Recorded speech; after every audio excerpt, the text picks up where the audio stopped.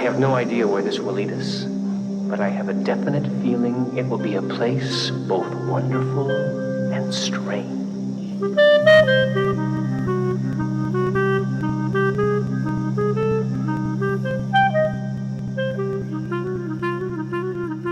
Hello, and welcome to the Wonderful and Strange Twin Peaks Logcast. I'm Kalil, and with me today is the Mel Brooks to my commercial opportunity. Commercial opportunity? Wait.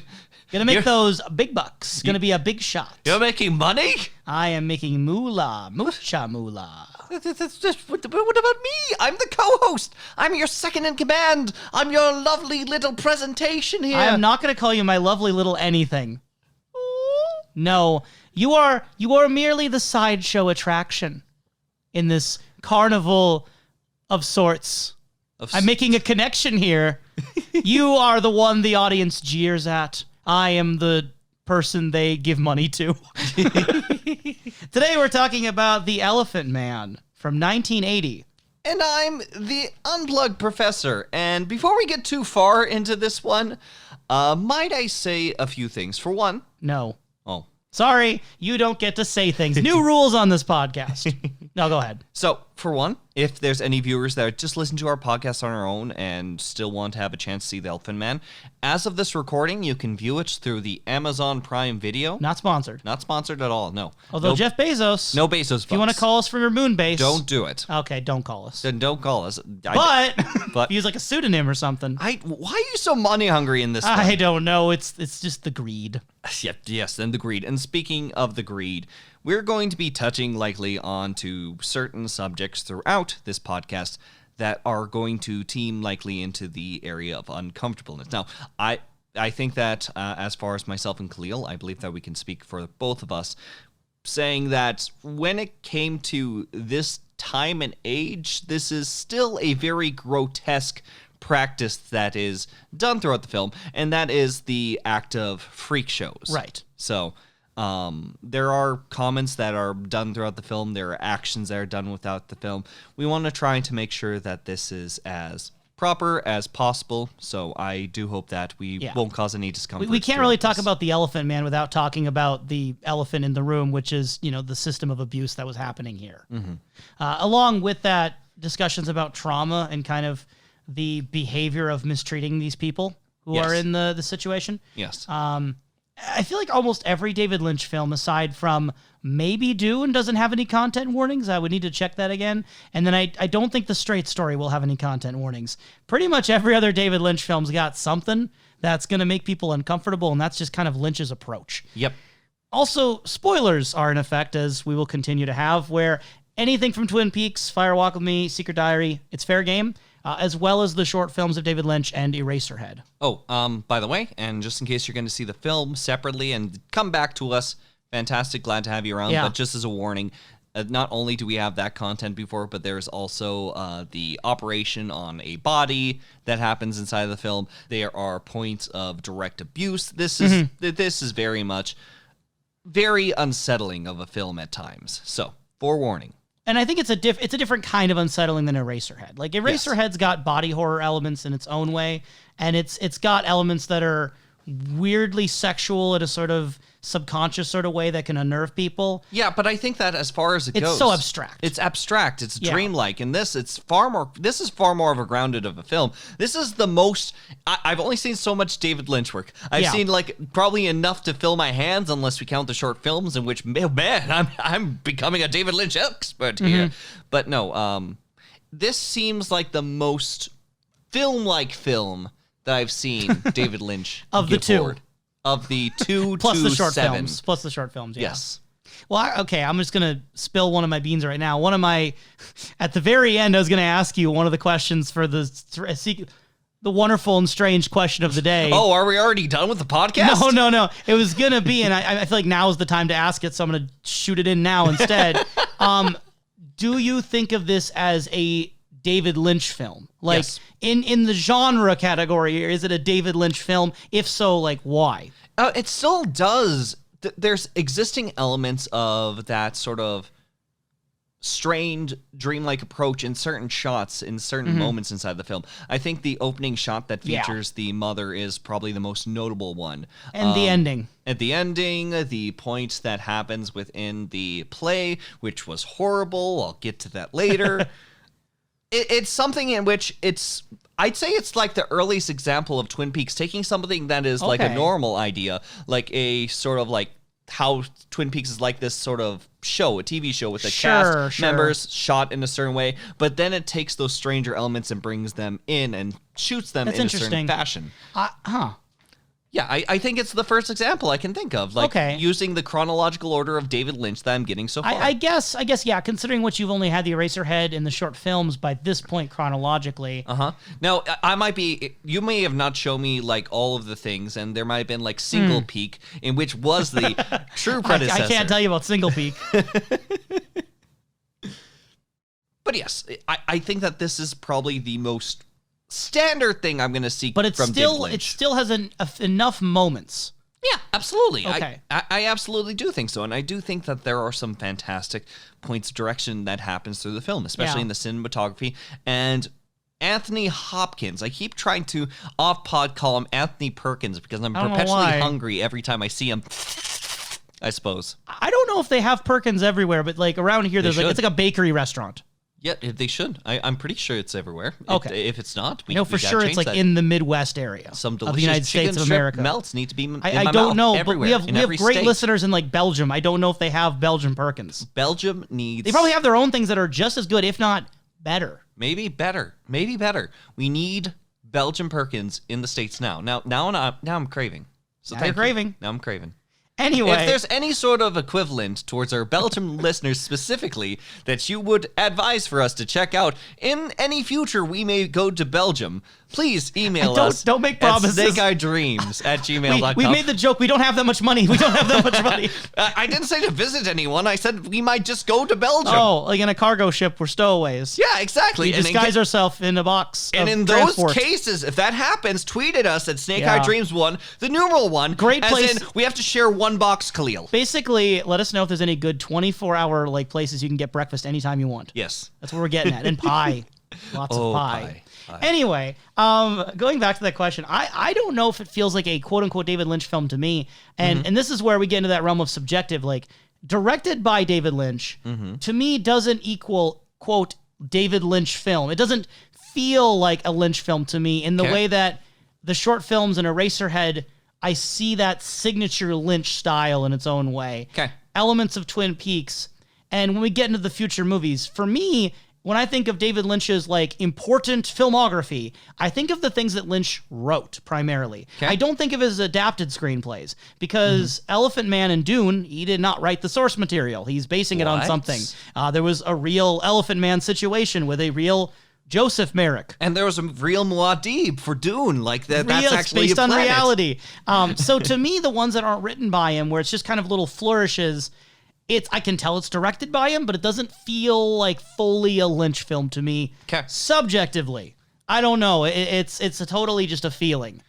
It's just that Lynchy feeling that sort of like just caresses you around your heart and just lets you know, hey, things are gonna get weird. So my sources today for trivia information are IMDb, David Lynch Wiki, Wikipedia, The Guardian, and the Turner Classic Movies website.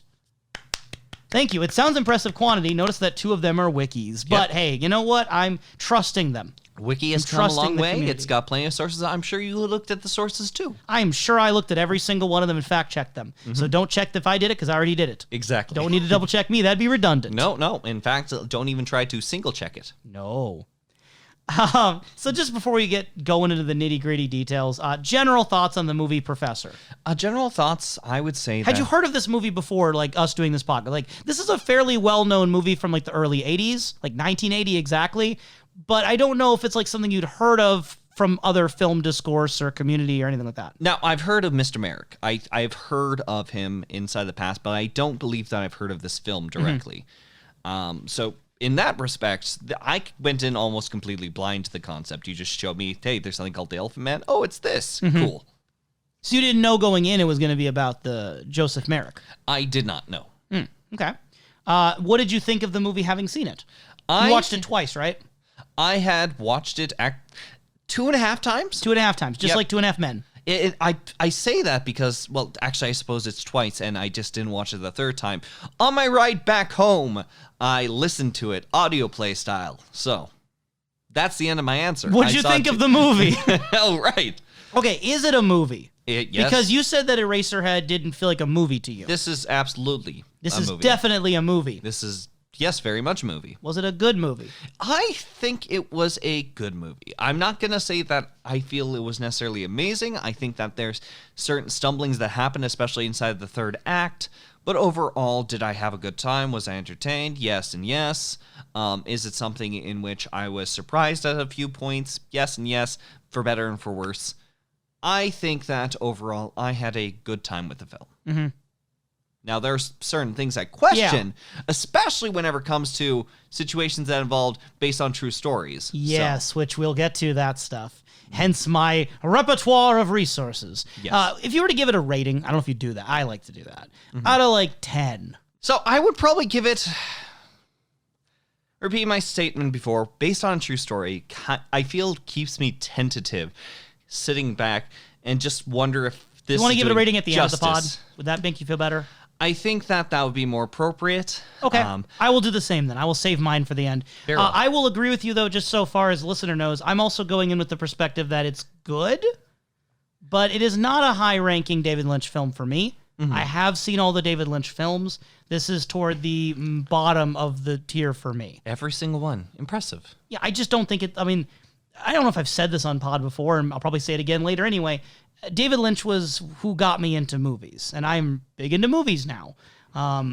And it was because I was shown Twin Peaks. I was kind of shown who that's David Lynch. Oh yeah, I saw Eraserhead in high school. Put one and one together, and then started just going through his filmography, and going through Blue Velvet, Lost Highway, Mulholland Drive, Inland Empire. It did a lot for me. It really got me to look at movies in a different way. I kind of grew up thinking movies were just dumb entertainment. I didn't really think through them. I had a little bit of that, like, reading the book is better. But then as I got older, I'm like, no, there's a lot of artistry and potential within the medium of film. And it kind of woke me up to that. So I watched all the Lynch movies within a relatively short amount of time. And that's how I got into watching movies. Yeah, as far as I'm concerned, between book and between visual media, I think that both are their own personal playgrounds. I And think a that lot of each the have most... Sorry. each have their specific strengths and weaknesses that I think that can honestly complement each other in the right hands. Yeah, absolutely. No, I agree with you. I think a lot of times the most interesting examples of them are ones that use their medium in a very specific way. Like, it couldn't have been anything else but a movie, or it couldn't have been anything else but a game because it used that medium so much. Mm-hmm. I think of a game like The Stanley Parable or The Beginner's Guide. It had to be a game. Yeah, or Undertale had to be a game. Or Super Mario Brothers had to be a game. Had to be a movie. It turned into Has to be a movie again. No. For those listening, recently it was announced that there was going to be a Super Mario Bros. Movie with Chris Pratt. If you're listening to this in the future, how was the movie, or what went wrong? Whichever question feels more appropriate. We don't know yet. We're in the past. Personally, the Super Mario Brothers movie, the old one, Mario Age, is one of my favorite guilty pleasures myself, that I do not feel that Illumination will be able to top. So, but now, what if Mel Brooks was involved? What if Mel Brooks was involved? I can't tell because I always think to myself, wait, is it now that Mel Brooks is dead? No, he's still no. going. Oh no! No, because I feel like he's got a sense of humor. I don't think he would be offended, actually, but fair enough. Every time I see him, he always, whenever he appears inside of his old film, yeah, even like from decades ago, he's usually an older, wiser is the question mark word, but it's still portrayed figure, such as Yogurt, or that one guy who has the tiny gavel for your penis from Robin Hood Men in Tights. So it's just that I don't know how old Mel Brooks is, and I'm too afraid to look up. We could Google, but we don't want to know. We don't want to know. It's the magic. So I got a bit of background information on the creation of the Elephant Man movie, and part of that is with Mel Brooks. So famously, Eraserhead is what got David Lynch into making The Elephant Man and really starting his more Hollywood film career. Okay. It got his foot in the door. It made its runnings kind of at late night showings alongside like Pink Flamingos, and it became kind of like a underground hit. But Pink even with an Flamingos. underground status, you would see these kind of more adventurous and maybe a little bit more experimental filmmakers looking at it being like, yeah, even George Lucas, it's easy for us to forget. George Lucas, he made THX before he made Star Wars, and he did some weird stuff. He was a little experimental at the time. I don't know what thanks is. And even like the first Star Wars, you think about it, if Star Wars never had any sequels, it'd be just this weird experimental thing from the 70s that looked like nothing else, selling like nothing else. Point is, Mel Brooks, one of those guys who saw Eraserhead and he's like, I like this. So Eraserhead, quote, caught the attention of producer Stuart Cornfield from the film production company Brooks Films, which was headed by the screen satirist Mel Brooks. Oh, okay. I see. Brooks. Yeah, Brooks makes sense. So how many Mel Brooks films have you seen? It sounds like you've seen at least a couple. I suppose it's appropriate to say that I've caught about 2.4 of his films.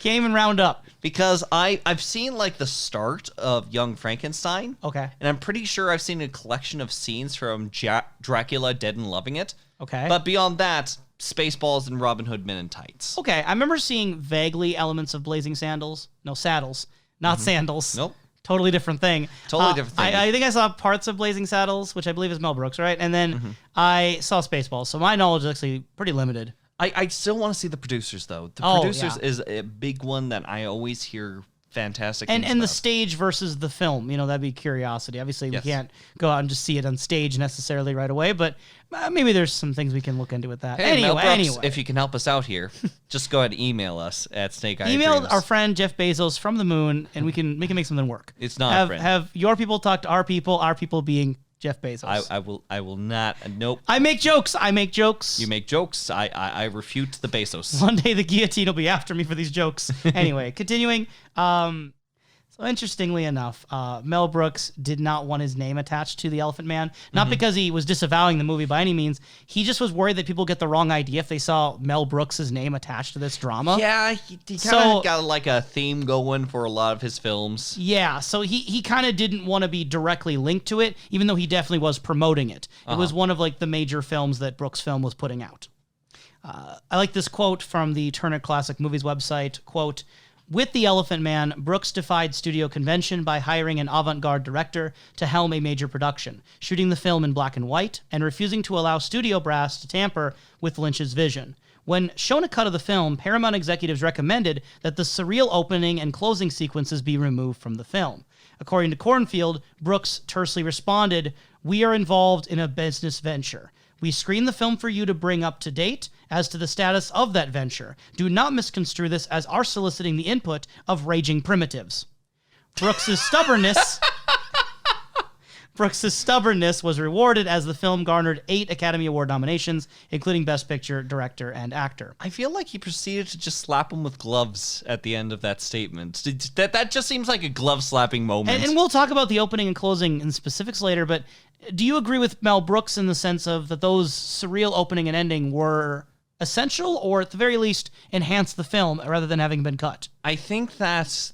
Because they don't really fit the tone. Like, they do feel very different than the other parts of the movie. No, I think that it's not about trying to fit the mold of the rest of the film. It's about what does it do at those moments. And in this case, I think that the discomfort caused from the Elephant Man scene at the start of the film brings you into a sense of almost tenseness, as well as just kind of being a little bit shaken by it, just from this odd mechanical sound and all the screaming, to be then proceeded into the wildness of the overall affairs from outside. I think that starting with that makes it so that there isn't conflicting emotion in the preceding scene, where someone could be like, oh, wait, it's loud, it's crazy, a whole bunch of people here, hey, it's a carnival.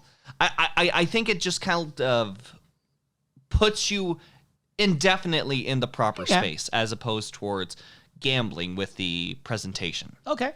I feel that the opening is effective. I do not like the closing. But I also understand the idea of opening and closing being similar, being in that sort of weird, surreal style.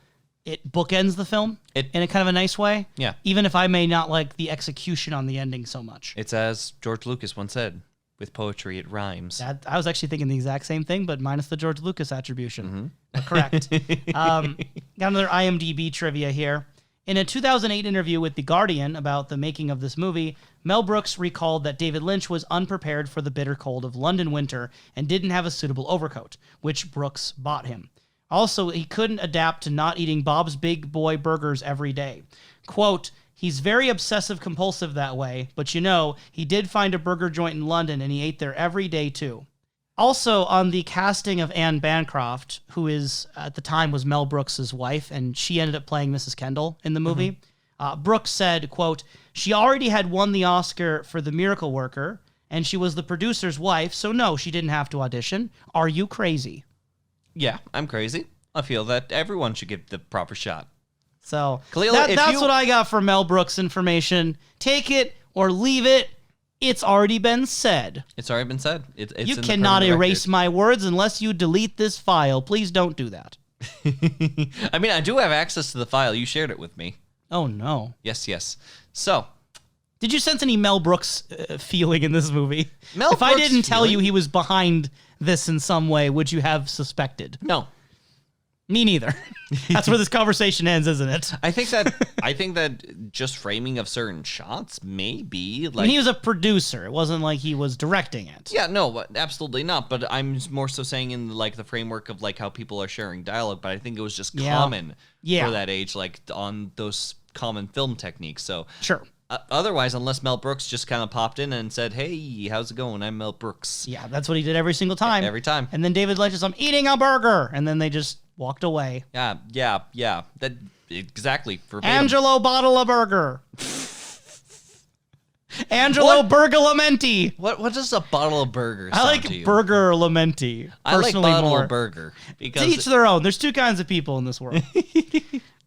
Speaking of David Lynch and his involvement, this was David Lynch's first studio movie, his first kind of more mainstream, more commercial movie. Yes. The screenplay was adapted by David Lynch along with Christopher DeVore and Eric Berggren. From the books, there's two books that kind of combined, The Elephant Man and Other Reminiscences, which was Mr. Treves, Sir Frederick Treves' book.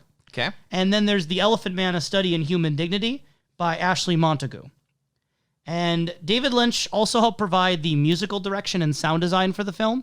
I don't think Alan Splett was as involved this time. And this is the only movie of David Lynch's not to feature any cast members from Twin Peaks. Yay! Which a big part of that is the absence of Jack Nance. Now, was there some sort of feud between Mel Brooks and Jack Nance? It's like... No, Jack Nance just wasn't in London. He had other things going on. Okay. But, I think we mentioned before, David Lynch has said that if he could have worked with Jack Nance in this film, he would have put him in there in like a heartbeat. Where do you think Jack Nance would have fit? I think he probably would have been just like one of the people at the bar when the porter is trying to get everyone to go see The Elephant Man. I feel like I could see Jack Nance in a bar, just kind of in the background, having maybe a couple lines here and there, like, I want to go see what this is about. Just kind of like a couple lines. I don't think he'd have a major role, but I could definitely see him being a background character. He maybe even could have been the night porter, to be honest. But I think he'd probably more likely just be a person in the bar. And not the nurse mother?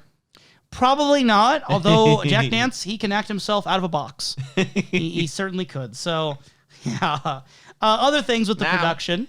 I've got to say, if this is the meaning of love, then yes, I love him. Other things about the production, it's also from Turner Classic Movies, quote, the production faced a number of challenges, including a rival version of Merrick's story with the exact same title that had won the Tony Award for Best Play in 1979. That's 1 year prior. Okay. The stage play by Bernard Pomerantz opted not to recreate Merrick's physical deformity, but to have the leading actor play the role barefaced, so that Merrick's humanity, not monstrosity, would be emphasized. Okay. Actors who appeared as Merrick in this production include Mark Hamill, who would go on to be in Star Wars, and David Bowie, which it's like poetry, it rhymes, ain't it? So Bowie, you could Google it. If you look up Bowie Elephant Man, you can see like posters, promotional art. It's just David Bowie. He doesn't like do anything with his face. Mm-hmm. So my question, just for you, getting your thoughts on a play you've never seen. Yes.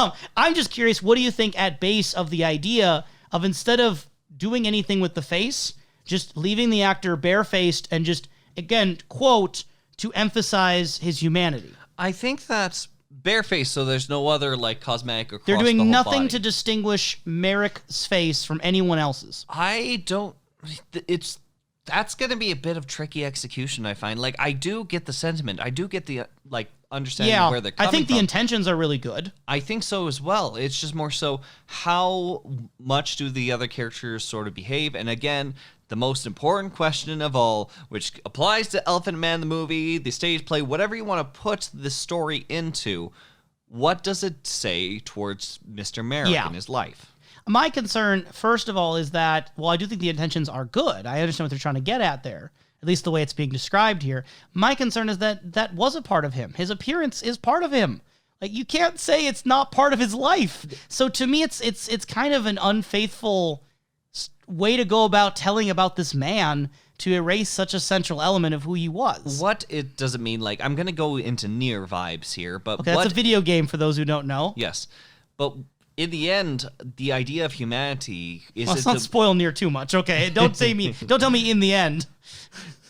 the appearance of someone. Like, Yeah. how much does that mean to make it seem like humanity? Is it the normative value in which everyone is the same in one way or another, or is it to the emphasis of one's uniqueness? And I think it's interesting that they took such two different approaches, because the play, in order to emphasize the humanity of him, made him look like everyone else. David Bowie looks like everybody else. You know what I mean. Bowie looks like no one else. He does not look like someone that you would see highlighted in a freak show, to use that bluntness here. He definitely has a strange appearance with his eyes. Okay. I say it in the present tense, but obviously he's past. But he obviously had a slightly different face. Say Mark Hamill was just a regular looking dude, though. Regular in the sense of normative, like you're saying. Whereas the movie went out of its way to be very, very realistic with how it portrayed him.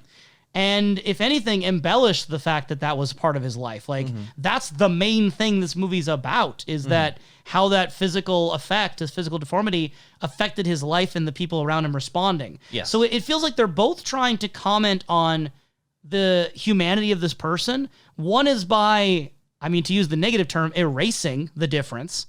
And one is by embellishing the difference. I don't know if there's like a right answer. I think it's a gray area, but I just think it's an interesting difference. I think that, again, for a play that I have not seen. Right. I We don't know. have not seen the 1970s version of this play starring David Bowie, and I don't think we ever will. Yeah, no. Something tells me we're not going to go back to the 70s. Yet. But. Before? Mm-hmm. Is it yet or before, if it's in the past? It's really Anyway. wibbly wobbly, timey wimey. Weebles wobble, but they don't fall down. Yes. Continuing with the background information, and quote, in order to recreate 1884 London, the film was shot on location in England. Production designer Stuart Craig faithfully recreated the slums of England to be filmed through a sooty fog by cinematographer Freddie Francis. He was best known for having directed several gothic horror films for the British Hammer Studios. Fancy. But as the film neared production, Lynch felt as though he still did not have a firm grasp of the period and the cinematic look it should have. While touring London, Lynch was allowed to visit an abandoned hospital, dripping with grime and littered with decaying equipment. Lynch remembered, this is the most David Lynch thing you could possibly imagine. If you're doing a Mad Lib right now in your head of David Lynch phrases, suddenly a little wind-like thing came and entered me. And I was in that time, not only in that time in the room, but I knew that time. It filled me with a knowing, and therefore a confidence that it couldn't be taken away from me. I knew what it was like then, and it came out of that hospital. But it was more than the hospital. Maybe it was the photos. Maybe it was a bunch of things coming together. But from then on, I had my take on what I thought it was. More than anything, it gave me a confidence. David Lynch, if you got a waft of something and it took you to a new place in an abandoned I got a location wind of says that burger joint down the street. No, I don't think it's the burger joint. I think it's some sort of mold, and we need to get you to hospital. That mold is really helping me. Keep me in the mold. You know, Mel Brooks, keep me in the mold. No, stop, David. No. Angelo Badalamenti, smear that mold all over me, baby. Put it out. No, stop. I don't know if am I getting any better with the David Lynch impersonations? Getting worse. I think that you forming my own original character out of him. You are falling into a madness that I'm sure we're all entertained watching. Watching? Don't watch me. Listen to me, please. Anyway, the last thing I have on here, I promise.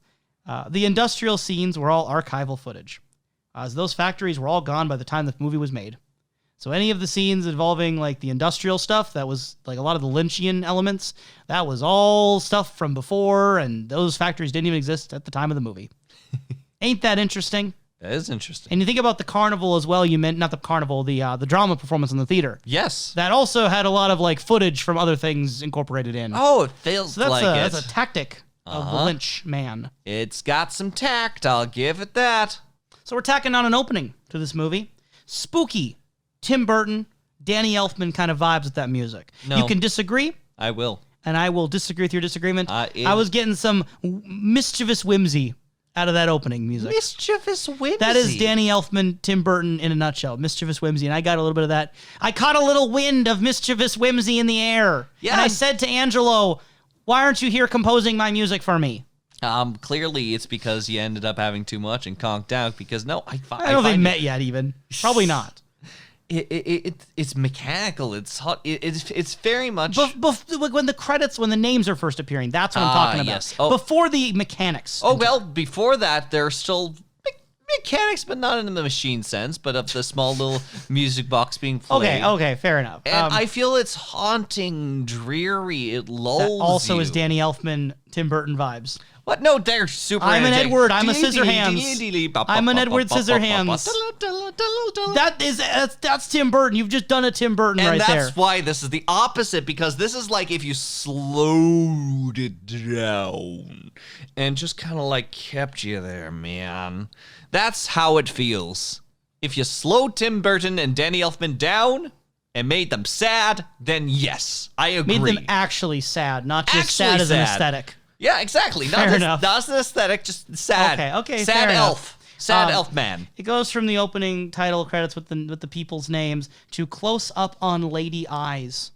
We then pan down to lady mouth. Neutral expression. Maybe a neutral. Kind of hard to read the expression. It's hard to read the expression, but I think that's important for the piece. Having something locked. Like if this was a book, how would you write the description of that face she's making? The face that she's making. Well, I'd probably first proceed with a description on the eyes that gaze straight into you before your eyes sort of match towards her lips. Lips being oftentimes an emphasis on something such as beauty, if you will, and just trying to almost like bring in the viewer until like when it's sort of like a flat shot of the whole picture, it feels cold. So it's already working with those sort of like opposing polar feelings. Sure. And this is the mom, right? We don't know it right away. This is the mom. This is supposedly the mom. I want to make that an emphasis because however he got that picture, however he held on to it for however long, sure. Whoever told him that was a picture of his mother. Yeah. Do we have the records to verify? The movie doesn't necessarily make that clear. No. We also get zooming in toward, I thought it was the eyes of another lady. A different lady? No. Okay, maybe it's the same lady, just different angle. And Pretty I sure misunderstood. it's the same lady. I think it's meant to be the same lady. There's a cranking, stomping in the background, and we see these elephants going left to right. Back to the lady eyes. Elephant head on one eye, and then I put Ella butt on other. E-L-E butt is what my notes say.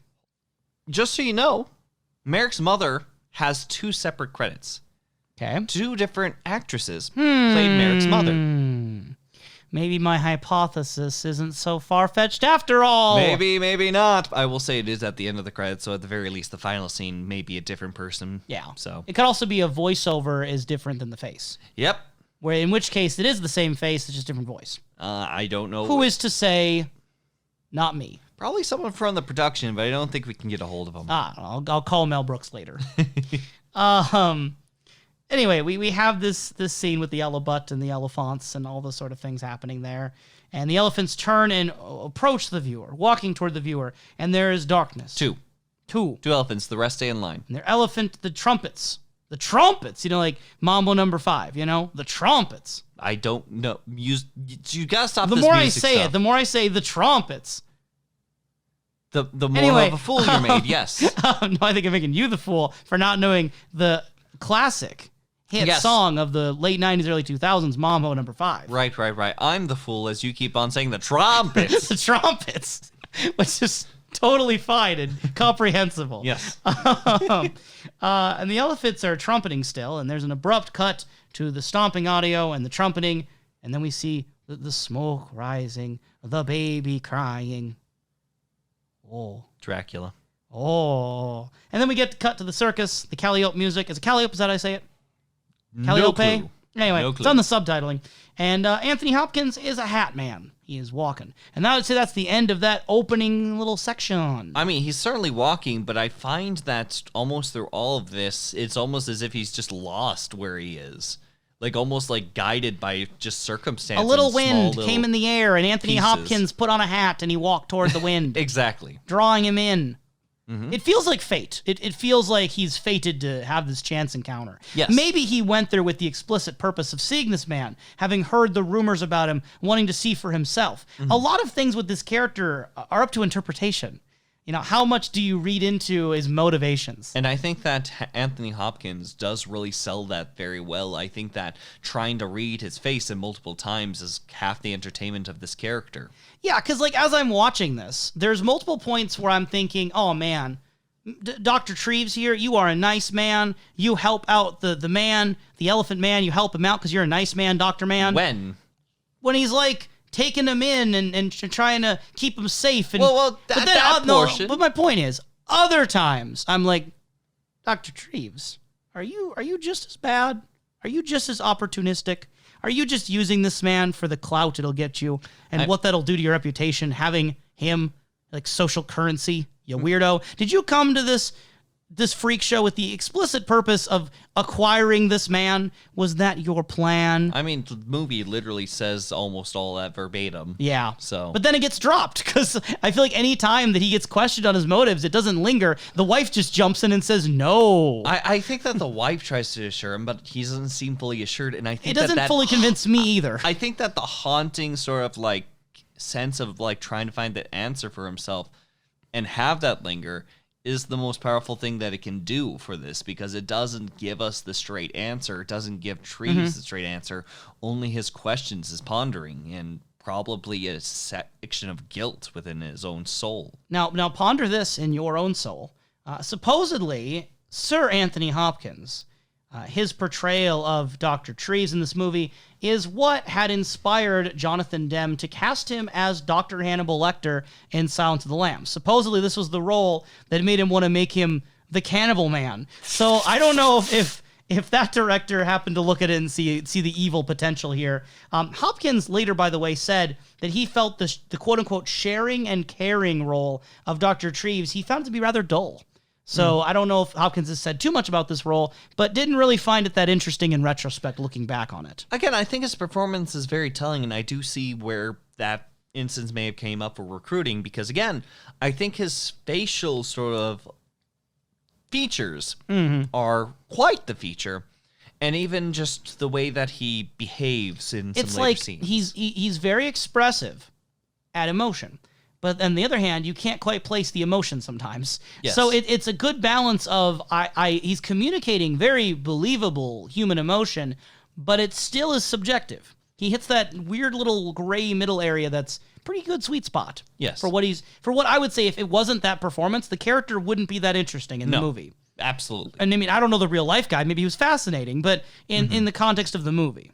So we begin on this sort of like very erratic, strange, disorienting carnival as we see Treves sort of like wander almost absently. It's only thanks to like seeing a cop sort of like pass into a no entry door that he decides to shortly follow after that same person through the no entry spot, where we get to actually see a preview of various individuals amongst those in this show of individuals. And there's all sorts of notable things that he does come across. I think the most notable one for me is the fruits of original sin. There's like a person in a jar of this strange sort of like body in this like weird test tube. Not deadly premonitions. I was gonna say premonitions of an evil deed. the ladies in the tubes. Yep. So Deadly premonitions, a totally different thing. Totally different thing. Well, but still related. I don't think this is ladies. I think it's a singular being, and I think it's just a person being pickled. Which, if that's what they're into. That's no, think they're none into of this that. is okay. Yeah. All of the sites that they're going through is not okay. I mean, I think there's this element that I don't know if the film really has the capacity or interest in fully exploring what it's talking about with the freak show idea, because it is pretty complicated and nuanced. I don't have a vast knowledge of history on this topic. I just have the gut response that it is inhumane to put people on to display for mockery and fear. Mm-hmm. Like the idea of, I'm going to go have a good time, so I'm going to go gawk at people like at their expense. That just feels really wrong. But I think that the hard part about all of this is that if you look at the situation in this time period, in this economy, while I do think it's abhorrent, it's also one of those cases where a lot of times in real life, the people in these shows were voluntarily going because where else are they going to go? Literally, this was their way to make money. Yeah, it's literally a line that Bites says Which it doesn't really get taken very far because Bites is the most disgusting person, but he is a freak. How else will he live, as he says? There is some truth to that. As much as it's bad to have to accept that, there is the sense that there wasn't really much of an infrastructure economically for someone to make a living. This was a route that could be taken. So I'm torn. You say none of this is okay. I agree. Like, I think ethically none of this is okay. At the same time, I don't really know if I can judge the people who are, being displayed if they are voluntarily being displayed. I think now, John Merrick in the film, obviously not voluntary. Yes. This is basically slavery. Yes, and I would call out a whole country still saying that it's still ethically wrong. Yeah. Because it's only up to John Merrick in which things are about to be shut down, if you will, because of his overall presence, but everything else was A-okay.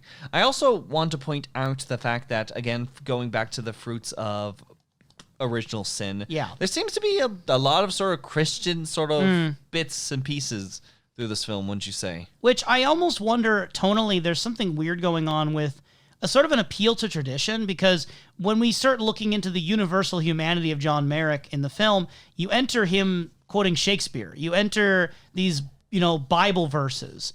And it feels like it's trying to appeal to this idea of he is truly human by giving him the most stereotypical high values, the idea of high classic Western literature and, true Christian values.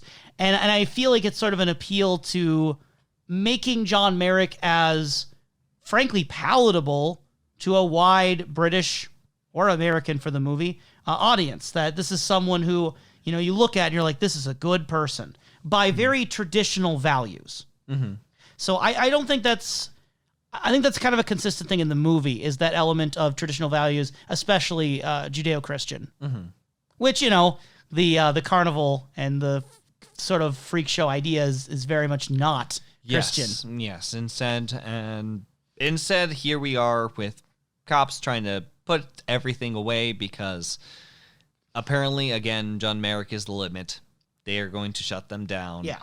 And that is when, I imagine, that's when the gears sort of turn, and probably even more fascination, more desire goes through Treves, right, to the point that we actually do see a operating scene that is, again, heavily grotesque. I think it's one of those points. I don't like needles. Okay. I don't like sharp things. I don't like the penetration of skin. And so seeing this, it was very difficult for myself, especially with the person in the corner that seemed to just be blowing I think you shouldn't fluid. watch Lars von Trier films. Probably not. Just a feeling. What was that guy in the back doing with the little dual pump sort of I don't remember. spritzing? It looked like he had a little one of those little hookah things, but instead it squirt water, so it looked like they was just sort of squirting water all over the place. Anyway, they're stabbing a man and trying to get him to feel better when a little kid just comes in and says, "Mr. Treves, I found him." He's like, "Very good, boy. Thank you." I don't know if that kid ever gets a name. I know who you're talking about. Yeah. The boy. The boy. The boy. And so, we know that he's interested enough to go see the proprietor, that Dr. Treves explains himself that he's one of the curious who'd like to see.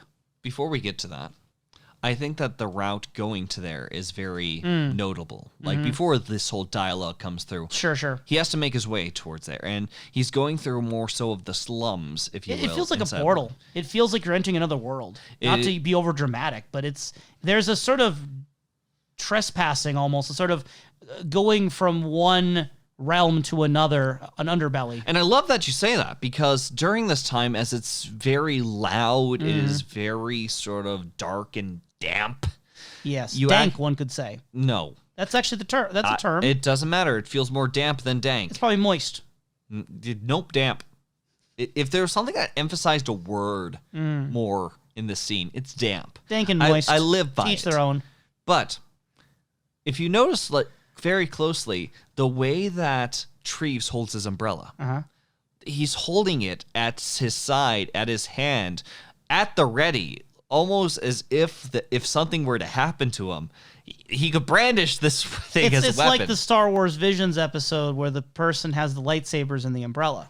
It's maybe. But no, he's holding it as if, like, if he needs to use this, he will. But only when he makes it all the way to the Elephant Man tapestry, where it's been noted on, does he switch hands and put it at a more casual, what you would expect position. It's not out at the ready. It's the looped end off to the other side. As soon as Bites comes around, almost as if he's letting down his guard. Again, great sort of like small, detailed visual storytelling. I consume it. Anyway. Speaking of the sort of visual storytelling, when he does see the Elephant Man here, I think it's interesting that he doesn't really say anything. He's wordless. He's speechless. He just kind of looks at him wide-eyed, and then we see him pay off Bites. Yeah.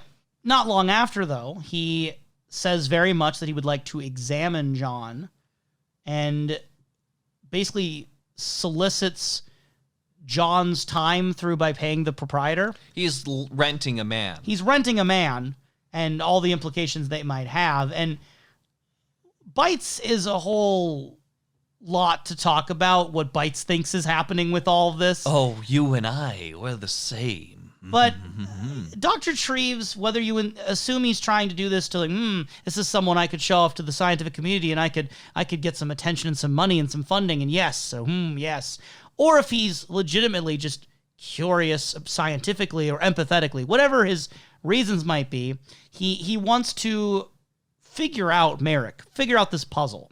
And so he starts asking him questions.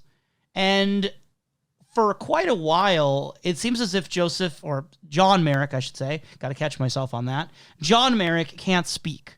And he kind of just goes off head shaking and head nodding instead of speech. And it's not like Merrick is even doing that at first either. Kind of this gradual kind of getting to know him. I think it's also interesting how the people at the hospital are reacting, because shortly after John Merrick is brought there, before it's widely known, one of the other doctors or scientists there just kind of pulls him aside. It's like, what you got there? Seems like quite a find, huh? Yeah, like really excited about it, right? Yeah. So you kind of wonder if internally Dr. Treves is thinking the same thing. Yes. Or if he is not like that. Yes, it's something in which the reactions sort of range between there is a curiosity that goes into it, which is oftentimes emphasized into the male end, as opposed towards the fear aspect, which is very dramatically towards the female end. With notable exceptions. With notable exceptions here and there. You got your Mother Mary pure women characters that can do no wrong, who see his true humanity. I mean, sometimes, yeah. Sometimes, yes. Sometimes she just scream. Sometimes she just says that, no, I'm trying to help him out, but this is just no proper place for him. Yes. But yeah, regardless, there's still a majority amongst them. I hardly see many exceptions where there are the men that are afraid of him. This is true, and I'm curious, what do you make of that? Like, we don't know how much that's a machination of the film and how much is based on people's accounts. What do you think of that gendered aspect of the reactions? I think the gendered aspects of the reactions are more hyperbolic of what was to be expected, if you will. Like, this is where the advertisements would come in that would emphasize the sort of gendered role of, this will horrify the women. And so to have that perpetuated through the film to try to prove such a point is just trying to add to that sort of tail end perspective.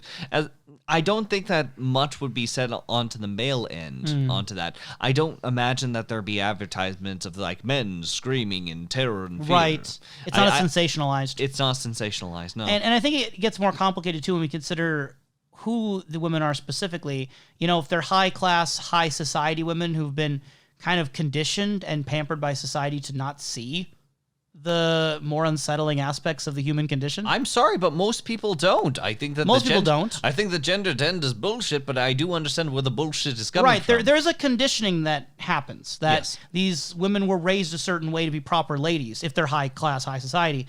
Other women you see brought in are kind of in that sort of more back alley bar sort of scene that are either they've been drinking, or they're kind of in this sort of party mood when they're brought into this site suddenly.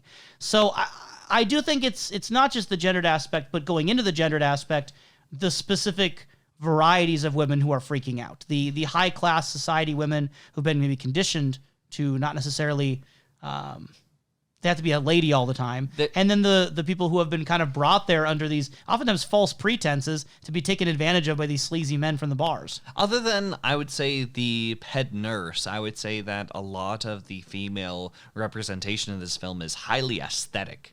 Yeah. I mean, there's something to be said about Mrs. Kendall in terms of her contributions. She doesn't seem to bat an eye at Merrick at all. She's strangely interested. I had some sort of ideas like, wait, is this somewhat like possibly like the mother figure trying to reach out?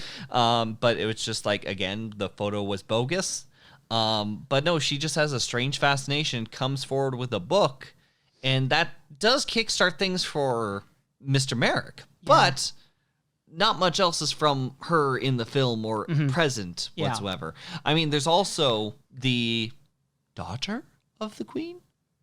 I don't know if she's the daughter. I know who you're talking about. Kind of like at the board meeting, they like bring up that message. I'm pretty sure it's the daughter of the queen. Well, the queen we'll get to there when we get to there, but yeah. Yes, in which she is presented to still be very thankful of the lost son being helped and saved, but at the same time, she is present there as more so of a order, a passive order, more than anything. There's a lot to be said about this movie in terms of its gender portrayals, for sure. Yeah, for sure. Returning to Dr. Treves, if you will allow me to do that, we have him showing John Merrick off to a community of scientists and other doctors.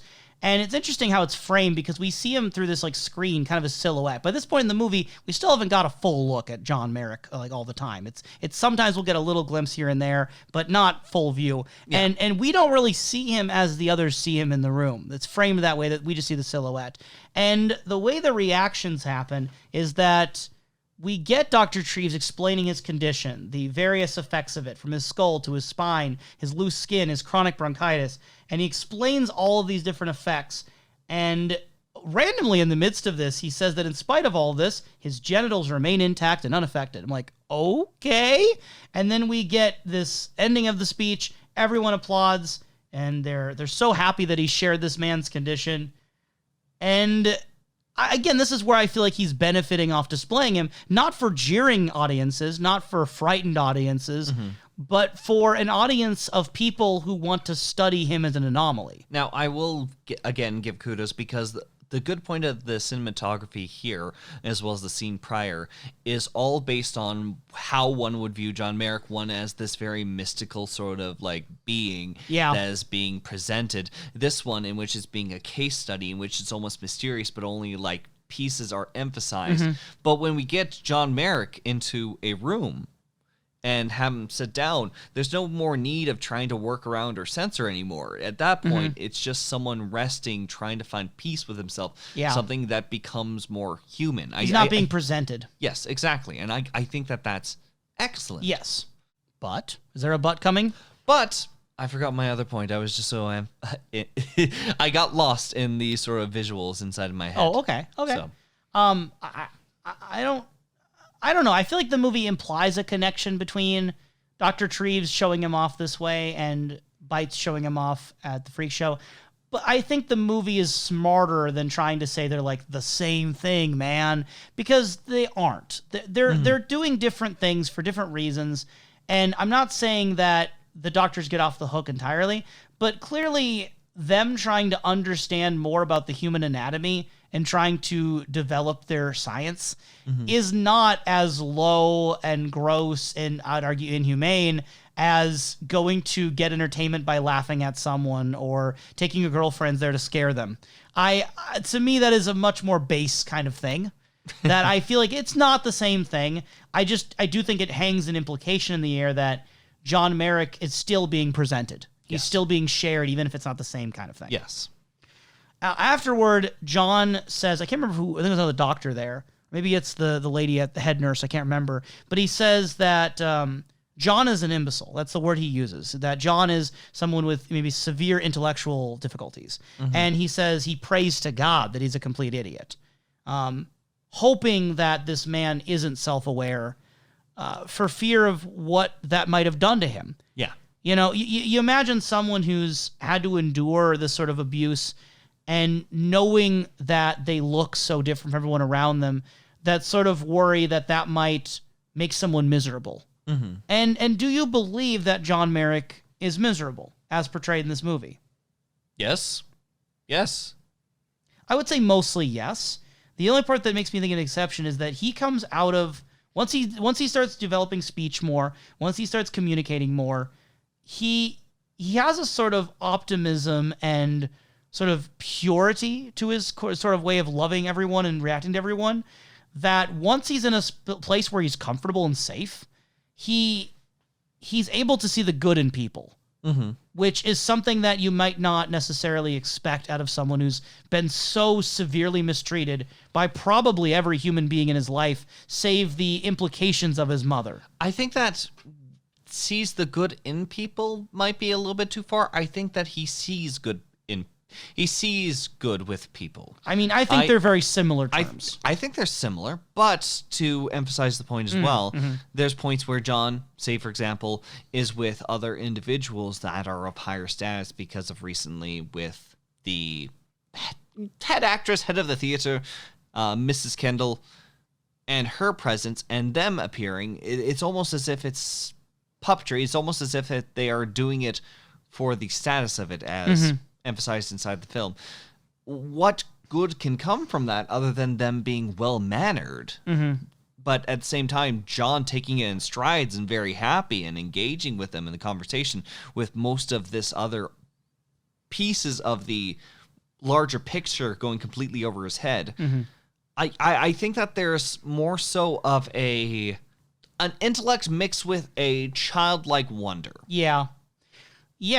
And I think no small part of this demeanor that he has is due to his religious inclinations, his approach to religion and faith.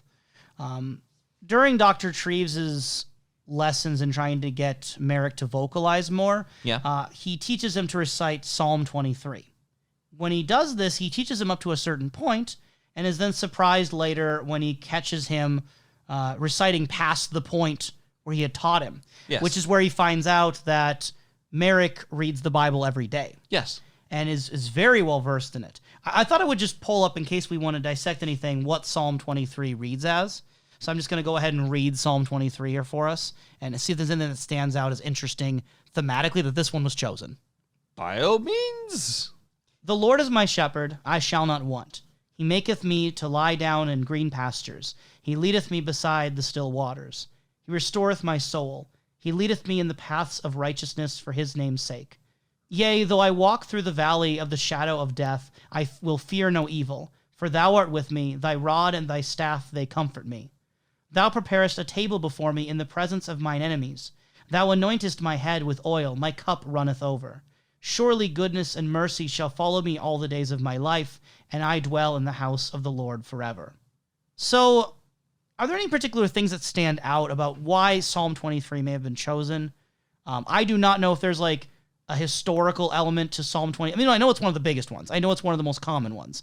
I just don't know if there's any specific reason, like historically, it's important, other than just the words themselves and the fact that it is generally famous. I think that the fact that Mr. Merrick keeps such more levity to him is emphasized in this, because feeling that he is not necessarily alone, and this good fortune that he may have recently come across may have been in good faith from the faith that he follows. Right. I think that there is an aspect that it gives him peace more than anything else. And to have that sort of follow along even at the worst of times, especially around bites, right, it makes sense why that would mean so much to him. Sure. And I feel like the moment that Merrick is able to vocalize through speech, that is where Dr. Treves truly is able to form a connection with him. Yeah. Prior, he had shown him kindness. He had spoken positive words that he'll be safe here. He'll have everything he wants here. He accommodated for him, but he was kind of convinced that he wasn't really capable of human connection. And once speech enters the situation, it's not too long after that Treves and him become rather close, and Treves is showing him pictures of his children. He introduces him to his wife. He introduces that actress, Kendall, right? And it seems like that's the point of opening up, that was the necessary requirement for that empathy element. Mm-hmm.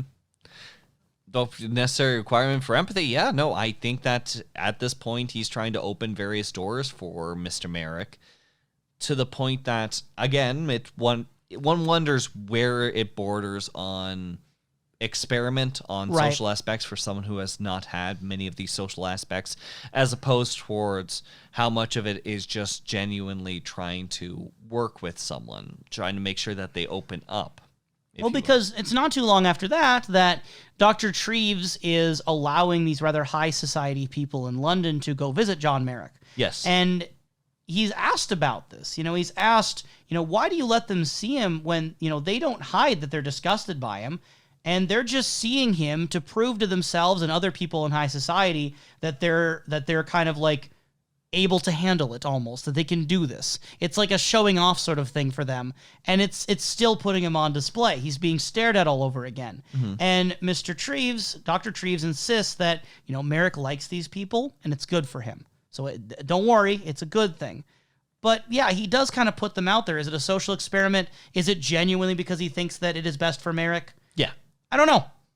I think maybe column A, maybe column B, as you might say. I think that, again, the crowd is where I think that it's less acceptable. I think that introducing these individuals that are in it for something is where I think a line needs to be drawn. And Treves does have self-awareness enough to question this sometimes. Yes. Because he does realize later, he's like, me and, I'm like Bites. I have that similarity. I'm exploiting him for profit. His wife is the one saying, like, no, he's happy or he's better off for this. But Treves is, like, still lingering on it at the end of that scene. He's like, am I a good man or am I a bad man? He's looking at it in terms of this binary. Yes. I don't necessarily know if by the end he's settled on an answer. I think it's implied he's accepted himself, but I don't know if we ever get a solid answer of how Dr. Treves feels about the whole ordeal by the end of it. I think he just wants to help him, survive by the very end. I think that the emphasis on his sort of lostness in his own moral conundrums is especially emphasized in the theater scene. Right. This horrible, horrible theater scene in which John is engaged in it. He adores it. But as he watches that performance, as it seems that Treves is distracted by another performance, whether it is just looking at Mr. Merrick as a whole or looking at Mr. Merrick's reactions as he's engaging with the theater itself. Like, what is it? Looking into the joys of a man, or looking at the man itself and still constantly seeing the ghost as if one were Macbeth? I almost imagined it as a sort of empathy toward a friend, like seeing him, knowing he doesn't have that much longer. He knows that he's dying soon. I almost imagine he's like keeping an eye on him and making sure that what's happening is okay.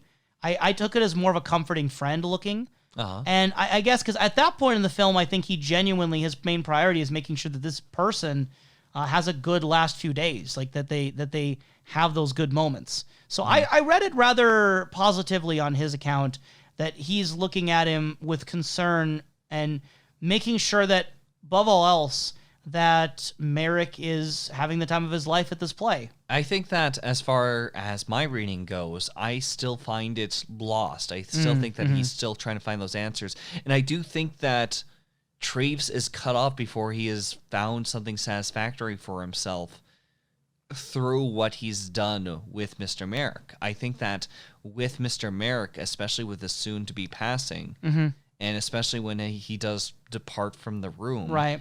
I think that he can somewhat understand that he likely won't have any sort of concrete end of, did I do something wrong, yes or no? And that's kind of stuck with him. It's almost like a grieving period of the mind. I wish I could say we're going to move away from all these dreary topics, but this movie has a lot of them. It is dreary. And You the next could almost thing, say that it bites. the next thing on my list is perhaps one of the more disturbing characters. Definitely one of the more disturbing characters is Bites. Yeah, I had the good transition. Thank you. You had a really good one. I appreciate it. I you. just continued anyway. So, he's a strange man. There's undertones and overtones in his speech patterns where he's calling Merrick like my treasure. He has that moment you mentioned earlier when he's talking to Dr. Treves and he says how you and I understand each other. Like there's a sort of weird camaraderie that he thinks he has when we have that request to borrow or rent this man. When Treves arrives, he's like suspicious of him, like, who sent you? Why are you here? But then when he ends up taking the money and he's asked, like, are you the proprietor? He just awkwardly kind of like pauses and says, I'm the owner. Like that's important to emphasize rather than proprietor. I think that there's a dynamic between them that could be the best way that I can emphasize it. Again, to emphasize, Mr. Merrick is a person, the way that he has been treated is by far just disgusting. Right. But I think that the best example towards how each of them are treating is that one of them is treating Mr. Merrick as a pet, like, this is mine. I treat Merrick however I see fit because I know what's best for him. Mm-hmm. Meanwhile, one of them more so treats Mr. Merrick more so as, again, not saying this into the person, but more so of the style of the absenceness between the person, but almost as if that they are bringing him into a zoo. Yeah. And then domesticating him, because that's the goal. I think that's at a fair first. comparison. That's the first thing that he does. He tries Yeah. his best to try to make sure that he behaves properly, and believes that at first he just absolutely lacks intelligence before he kind of gets blown away. And at that point, he's kind of like tilty and off his rocker, kind of like being blown away by what Mr. Merrick is doing from that point on. Because at that point, Treves has far less control. Yes. It is a wild dynamic, but it also does emphasize the point. They are different in many ways, but in some ways they are very similar. The film also frames, I think, Merrick's origins a little abstractly in the sense that I feel like the main one mythologizing Merrick's origin is Bites in the movie, where when he's introducing the Elephant Man at this show, he explains in kind of this oratory style that his mother was struck down 4 months into her pregnancy by a wild elephant on an uncharted African isle. So it feels very much like he's setting up this like legendary entity that's about to appear. It's his job. And yeah, he's selling the situation, selling the show. And because we never really get a confirmation on like what happened with the mother, we're left to wonder, like, is this all fictional for the sake of performance, or is there any truth to some of these elements within the scope of the movie? I mean, there's obviously, like, especially with the horrible poster, that does not look like anyone at all, especially not Mr. Merrick. Right. Yeah, I feel towards the showmanship area, right. But obviously no confirmation. No confirmation. Little anecdote from IMDb as well. The idea that a fright to a mother, by the way, might cause deformity in her child was a fairly common idea in that time period. So, like, it was still in medical textbooks as late as the 1950s that if a mother got, like, super scared by something, her child could become deformed in a physical way. So this was, I mean, again, science has come a long way. Science People has did come not a know long any way. better. And they probably should have in some cases, but this is one of those cases where, yeah, it was still a widely believed idea. Yep. So Bites, I think, is the main one mythologizing and kind of, we don't know how long exactly he's been with Merrick, but he takes on this weird sort of almost paternal role. Yes. But the worst kind. Yep. It's hard to know how extensive the abuse is. We know that he hits Merrick. We know that he threatens him. We know that it berates him and yells at him. But there are certain like sexual undertones that also have me very uncomfortable with him. He implies a lot of his words with a sort of sadism in his tone, which, again, I'm not trying to shame lifestyles if you're not harming people, but this guy's harming people. Yep. Like, a lot of people. His form of sadism feels very manipulative and very much the kind that he is not caring about the consent of the people involved. But again, I bring up the sexual undertones here because when he's talking to Dr. Treves, when they're business partners, he says, there are a lot of things I could do for you. He says he moves around in these circles a lot. Anything at all if you take my meaning. So it at least the way it reads to me, and I don't think I'm the only one feeling this way, right, is that he's implying that I could get you connections. I could find other people for you. And I don't know exactly what he thinks Dr. Treves is after, but it does feel like he's soliciting him for something. Like he's like, hey, I could find other people that you could rent from me, and there's all kinds of folks out there. And I think that it's the question of whether or not it is just paralleling that emotion or if it is one-to-one, hey. You get the vibe, though. It is, yeah.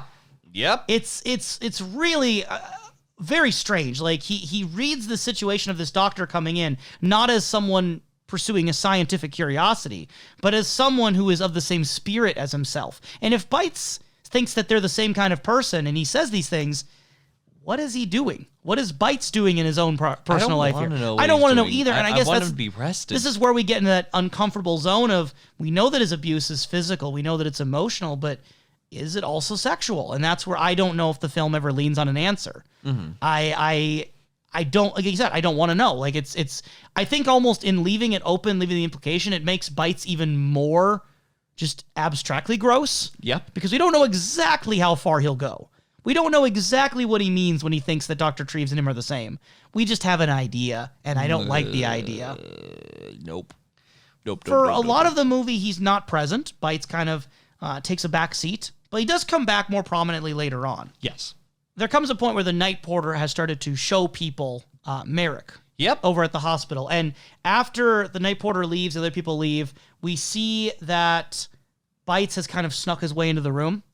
And he calls him his treasure.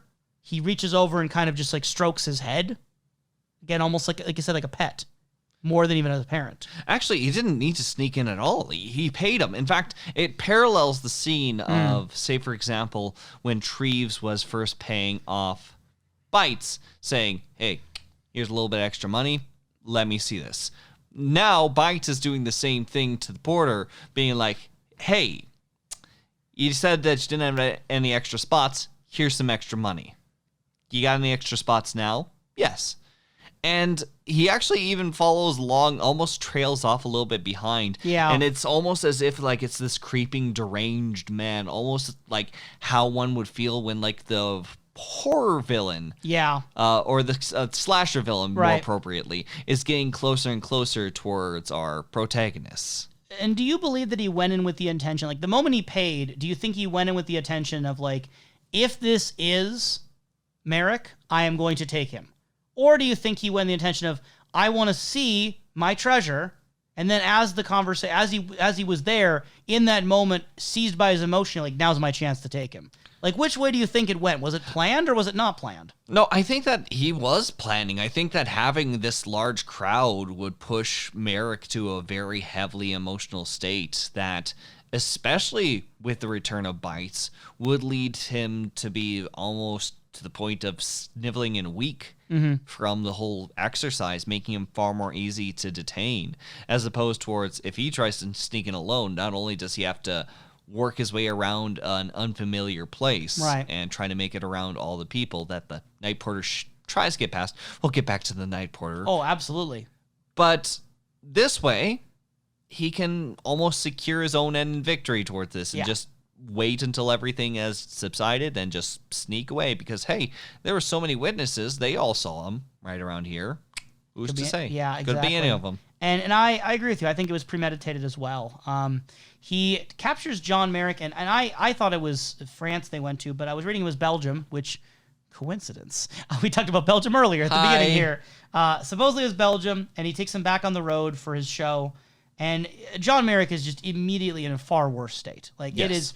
it is, he went from being on the road to eloquent speech to great, like, social relationships with these people and just generally living probably the best life he's ever lived, definitely the best life he's ever lived, yep, to just being worse than he was at the beginning of the movie. I won't lie. I was thoroughly believing that this was just going to be the end of John Merrick. I thought that was going to end very bitterly, right, in which he does get the sleep that he's been seeking out, but it's to escape the nightmares that he's had, to have at least one good final rest. Yeah. But no, we actually continue on. He performs, but he collapses because likely his health is not at the best, whether it is emotional health or physical health, because both are in question around this point of the film.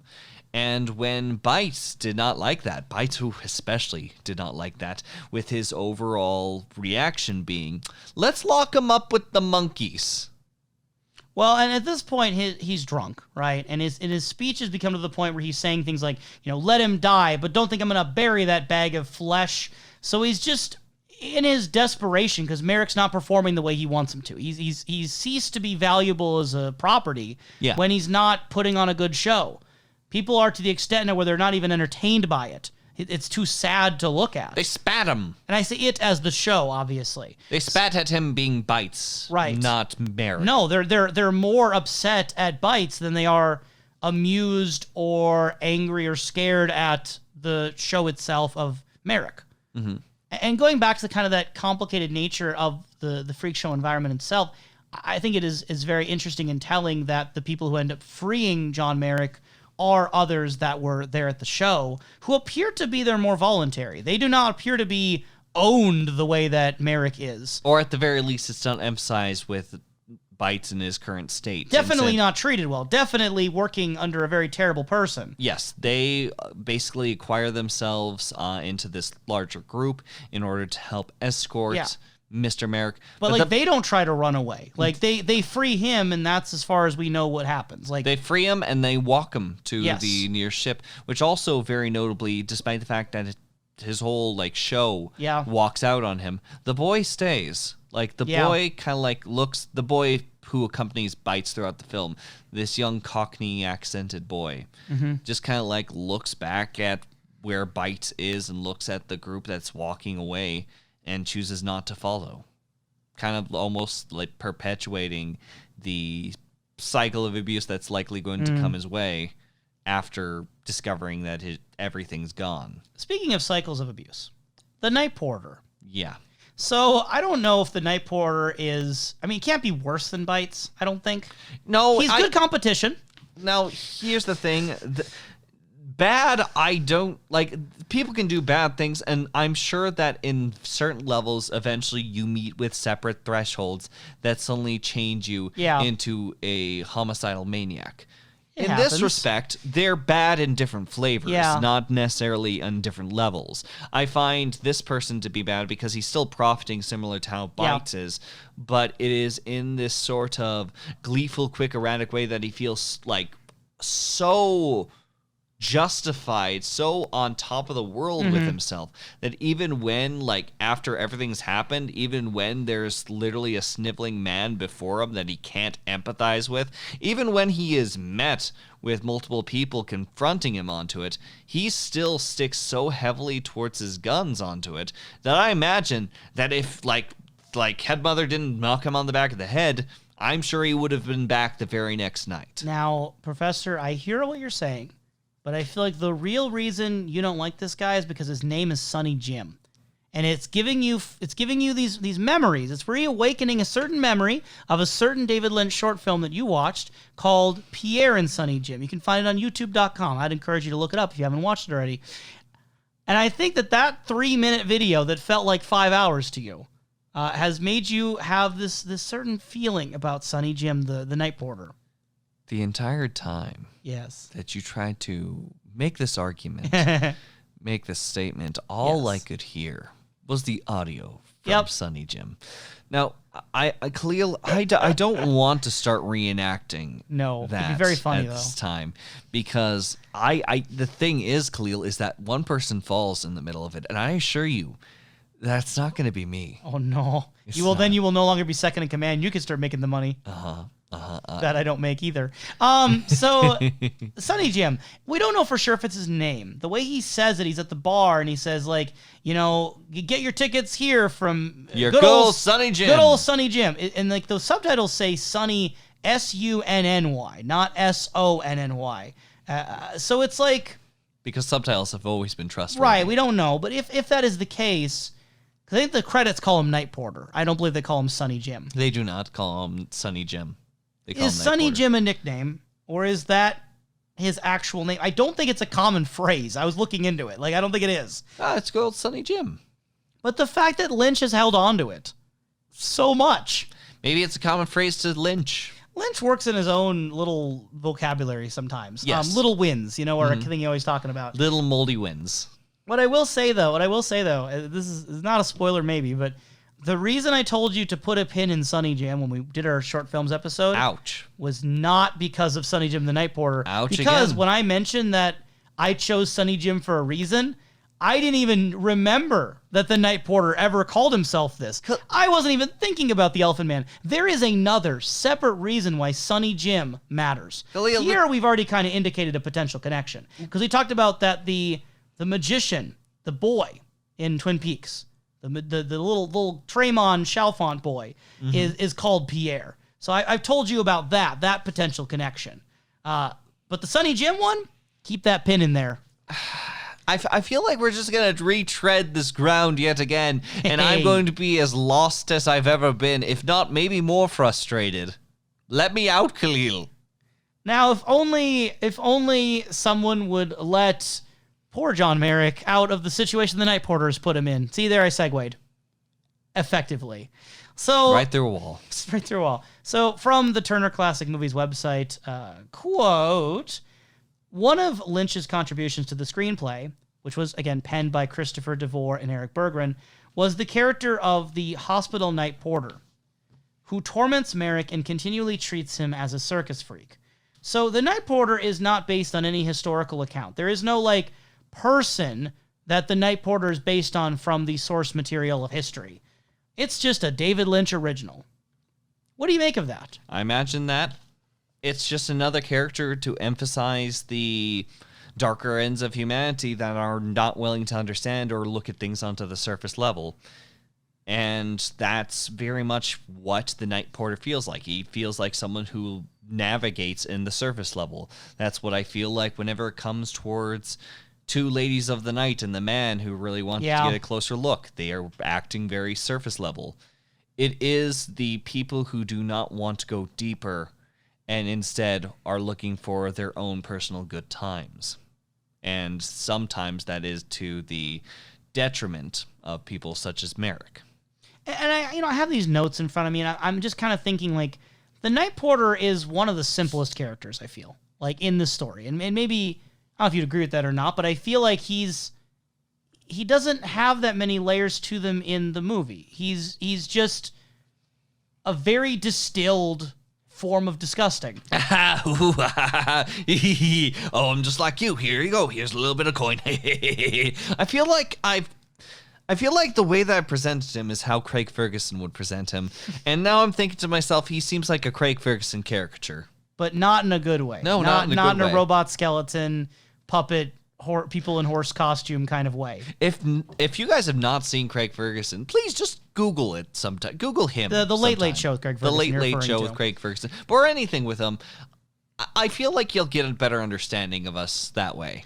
Anyway, his openings in his show were especially notable. Swan to say up a long, long time. Anyway, before we get copyright struck by Craig Ferguson, not sponsored, but also Craigie Baby. You know what? I ruined it. I called him Craigie Baby. I'm sorry, sir. No. Craigie Baby.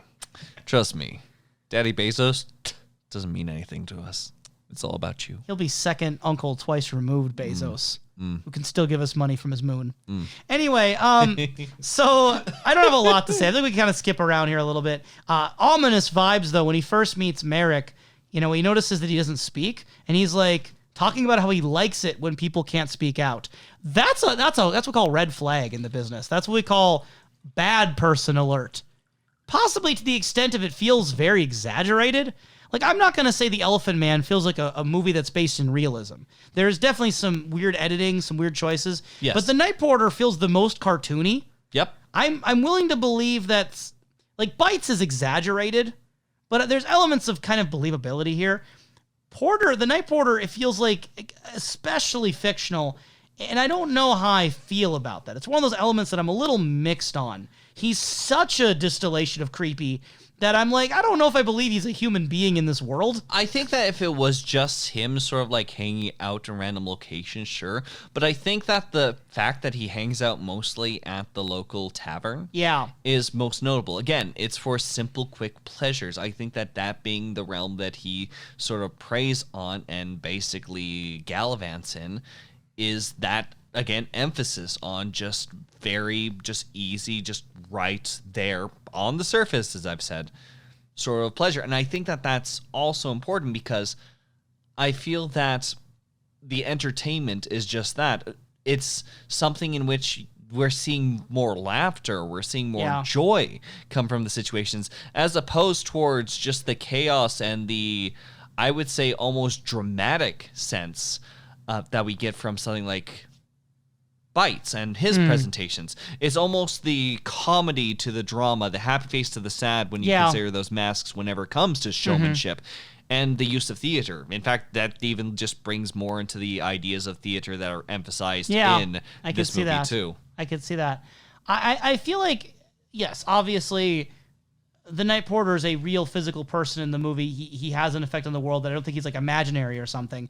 But I do feel like he ends up feeling almost metaphorical in the sense of he is the night. Like there's that part where it has like his little dialogue, not Batman, but he's I'm Batman. But he says like nighttime, like very ominously before like they go on their little night quest, and also kind of along with that, he just feels like a walking premonition. The way he always, like, not always, but the way he consistently is shown, either in a vision or in reality or in a dream blur, who knows, threatening Merrick with a mirror. Like, the way he kind of takes on this sort of larger-than-life looming element. He's not there very often in the movie, but when he is, he does feel a little bit like a heightened reality. Again, he's not an imaginary person. I don't think he's in the head of John Merrick. I mean, like, but I do think he is someone who feels... You could tell Lynch kind of wrote him more than the other characters. Like, you could tell he's not grounded. There's a sense of heightened reality with him that I do think is interesting, even if maybe not fitting for the rest of the movie. Yeah.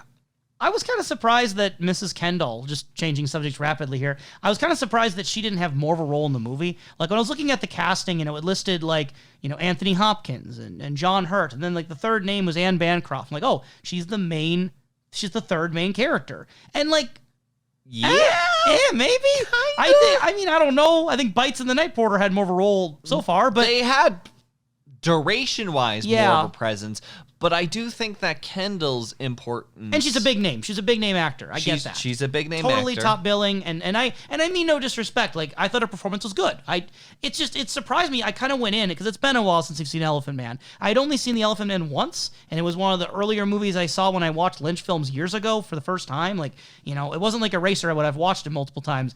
I forgot a lot of this movie. I just remember the big strokes of it. I kind of forgot the role of Mrs. Kendall in this movie, so I expected it to be more than it was. I think that Mrs. Kendall is an emphasis on...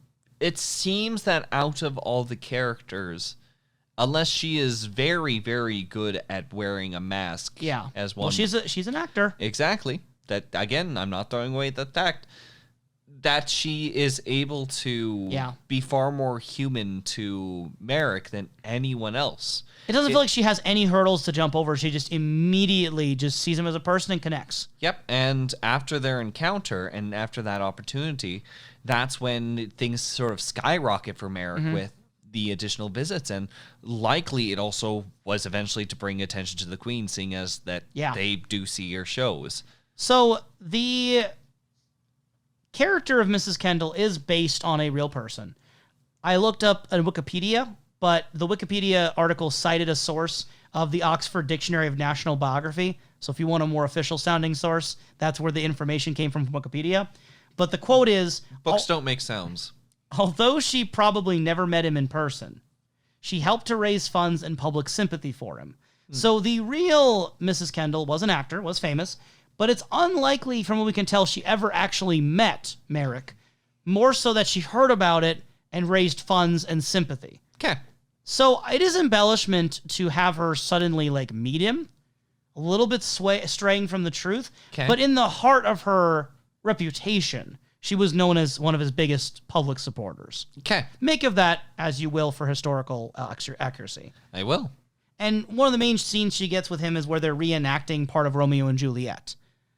I didn't know if you had any particular thoughts on that scene, why Romeo and Juliet, why Shakespeare. I kind of talked a little bit about the appeal to tradition that Shakespeare kind of represents. You can't get any more high art humanity than Shakespeare, probably, for a lot of people. I think that it's less about the romantic end to it, but more so the end of unrequited love to end in tragedy.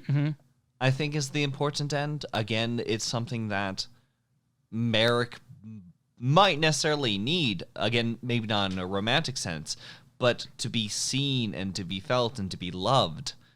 Well, and to go on to that line, there is a point in which Mrs. Kendall says, the theater is the most beautiful place on earth. The theater is romance. Yes. So if we're going to link thematically theater as being one of the great joys of Merrick's life, even though he'd only gone to one performance, great joy in his life, that the theater, and this is where I think the movie does have some interesting elements that I maybe have not considered until our discussion right now. The weird tension in this movie between the misery of Merrick of being put on as a performance, the mocking derision of the freak show, the perhaps more neutral, abstract curiosity of the scientists, both ways just something being put to look at, the high society people coming and going to look at him, to see the thing, to see the scary man, and all the kind of dehumanizing elements of that. And yet, there is that fixation in him on the performance, the theater, the actors. Obviously, the terms of an actor are very different. They are willingly putting forth this show that they have in some way been given a role and mold themselves into it. But I almost wonder if there's a sense in which Merrick's connection of it implies in that element that he understands that unwillingly, perhaps, in an abused situation, yes, he had been in a performance himself, that he can identify maybe with that feeling, but this time it's something dignified, not something undignified. To see it being done in a way where, what if a crowd didn't mock you or throw things at you? What if they applauded you? What if they marveled at your amazing talent instead of just looked at you and gawked? Yeah. I agree with all those statements, and don't let this tone. I'm letting the tone. I'm letting the tone. What's with the tone? It's not a... There's some good dancing. Oh, you just... Okay. We'll get to you. We'll get to your problems with the show. Do you agree with my reading of it? Do you have any different ideas? No, I think that's a great emphasis. I think you did a good job. It's just we're in the theater now. So, the theater performance. This seems to have a way more profound effect on you than it had on me. Yeah! This was fine for me. I thought it was okay.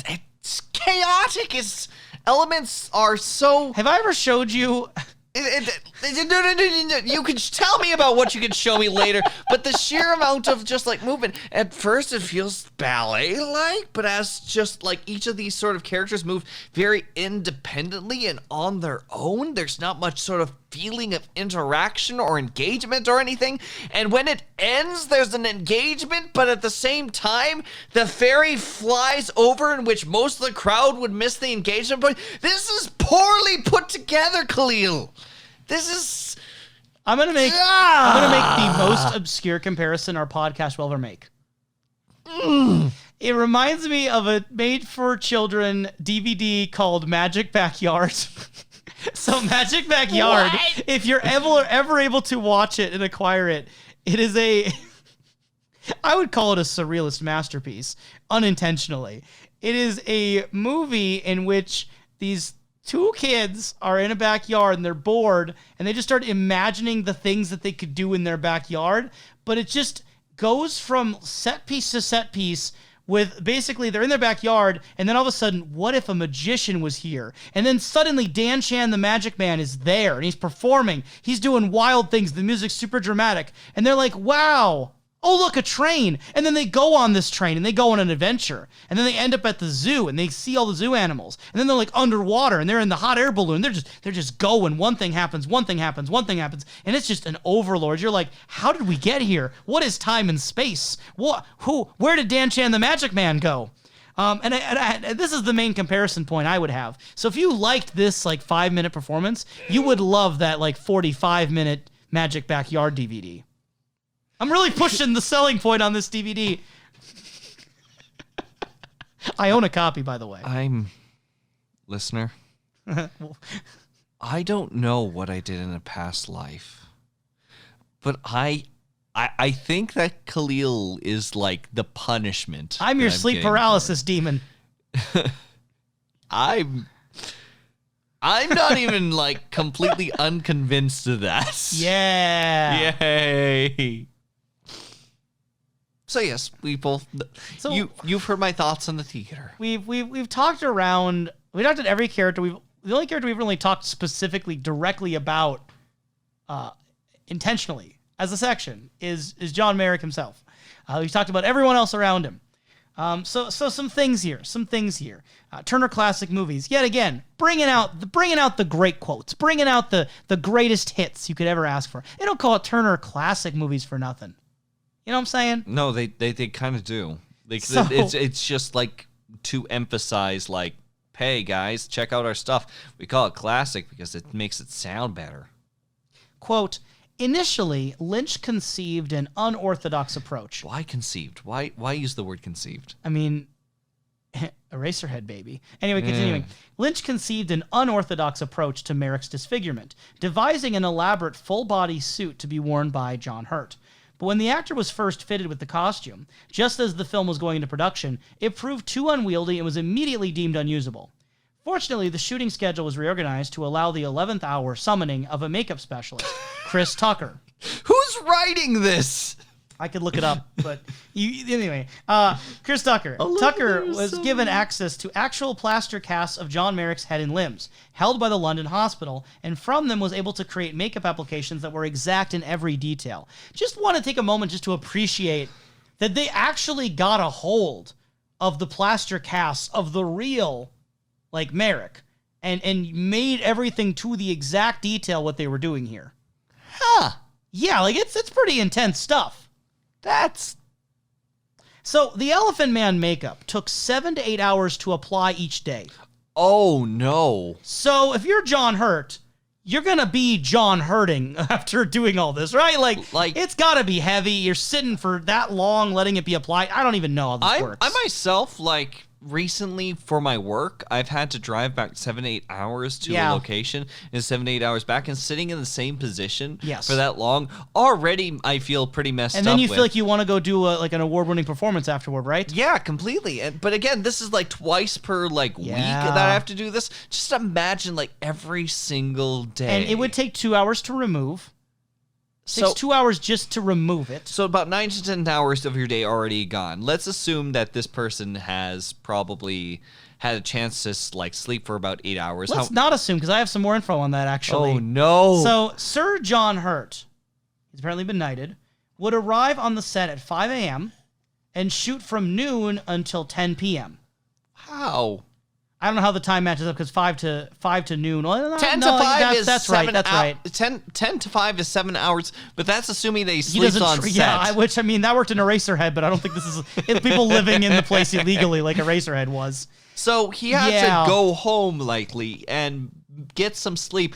When would he eat? Like, would someone like feed him? Actually, like while he's getting things set up? Like, I I don't remember if I have it in my notes, but there was something on that where he would have to consume, I think, beverages through like a mouth hole in the plaster stuff. And anyway, continuing here. Okay. Because of the strain on the actor, he worked alternate days. Makeup artist Wally Schneiderman described it as, quote, one of the hardest pictures I had to do. Everything was so precise. There were 14 pieces, not including the head, and they had to be applied exactly every day for continuity. You could not afford to make a mistake. Sir John Hurt kept the prosthetic cast of Joseph John Merrick's head after the shoot. What He stored it in a cupboard in his house. Several years later, his wife was burgled while he was out, and a friend phoned him and said, there's been a burglary at your house. John asked what was taken, and the reply was nothing. The robber must have opened the cupboard and the mask fell out. The burglar must have fled the scene in fright. I did a little bit of research. I cannot verify 100%. I think this one was from the Turner Classic Movies article. If true, incredible. I mean, like, to be completely honest, just imagine, like, a fleshy mound coming out of, like, Yes. a cabinet. Even if it was just, like, the most stereotypical, like, normative face, right? A face of you or I. We're a little normal looking, right? Anyway, so if we have one of our faces, it would still be this fleshy face falling out of a cupboard. At that point, you just take no chances. It's like, you know what? I give up crime. Yeah, I'm good. Sorry. More effective than Batman ever could have been. Let's put it that way. More on John Merrick, just the character. I don't know if you have any reactions to the overall stuff. I feel like you kind of reacted live there. Yeah. But John Merrick, the character, what do you think of him as a character, as the main character, arguably, maybe? For the absence of not knowing the actual person, which, again, I find very important. I find that this character is very 1 to 1.5 note. Yeah, I agree. I think that it's just more so someone who is actively being hopeful. And again, it might be more so using the emphasis on things such as the verse said beforehand and just trying to keep that in mind until his final passing, that it becomes at times disturbing, but otherwise, if you follow close to Mr. Merrick through the film, almost a calm descent as he slowly works his way to the grave. Mm-hmm. So, yeah, I think that he's just there, and more so we're working with the people around his life more than working with a larger perspective on the things happening with him. And then that's why I struggle to say main character, is that he is the focus of the movie, but he is less of an active agent and more of a responder to the events around him that are happening to him. Mm-hmm. And again, part of that's just the framing of the movie. We'll talk about the real Joseph Merrick in a moment, but as far as his character, yeah, a little bit 1.5 note. Lion King. We talked about his fascination with the stage. We haven't talked yet about his miniatures. He likes to make those like sculpture, like sort of like the chapel, cathedral stuff around, Yes. right? What do you make of that like hobby? I'm gonna call it a hobby because it seems significant to him. Like the act of finishing that was very important for him, and the framing of the movie makes it very important too. It's curious. I think that, again, it goes more and more into those Christian themes Yes. that happen just throughout the film. I think it's notable for the dialogue that at the time, like when he first started, he had to just imagine the rest of it and just sort of let his mind guide him, his imagination. So, Yeah. which continues to add that element of this is a person. But there's also, it's a form of storytelling that he'll constantly be building and working on this, even after something is broken down for his hard work, because we do see it actively broken in one of the scenes with the porter, but constantly still trying to build back up, build onto that foundation. It feels build up on things that metaphorical. matter. It is something in which shows a means of dedication towards this. Symbolic is maybe the better term. Not Yes. metaphorical. It feels symbolic. Yes. I think that's the structure itself and how beautiful it comes out is a testament towards his dedication. And I think it's like the Shakespeare, like the memorizing the Bible. It's yet another example of the film pushing the idea that he is someone who has extraordinary attention to detail and extraordinary memory and imagination. Yes. And that it's so dehumanizing to put him in the freak show where everyone just looks at him. Yes. Without recognizing his abilities beyond that. Mm-hmm. So I think that does a lot for that idea as well. Agreed. Kind of working toward the ending of the movie. John Merrick escapes to London after being assisted by the others at the show. And when he arrives in London, he gets accosted by this like random boy who is like, "Why is your head so big? Why is your head so big? Why is your head, mister, why is your head so big?"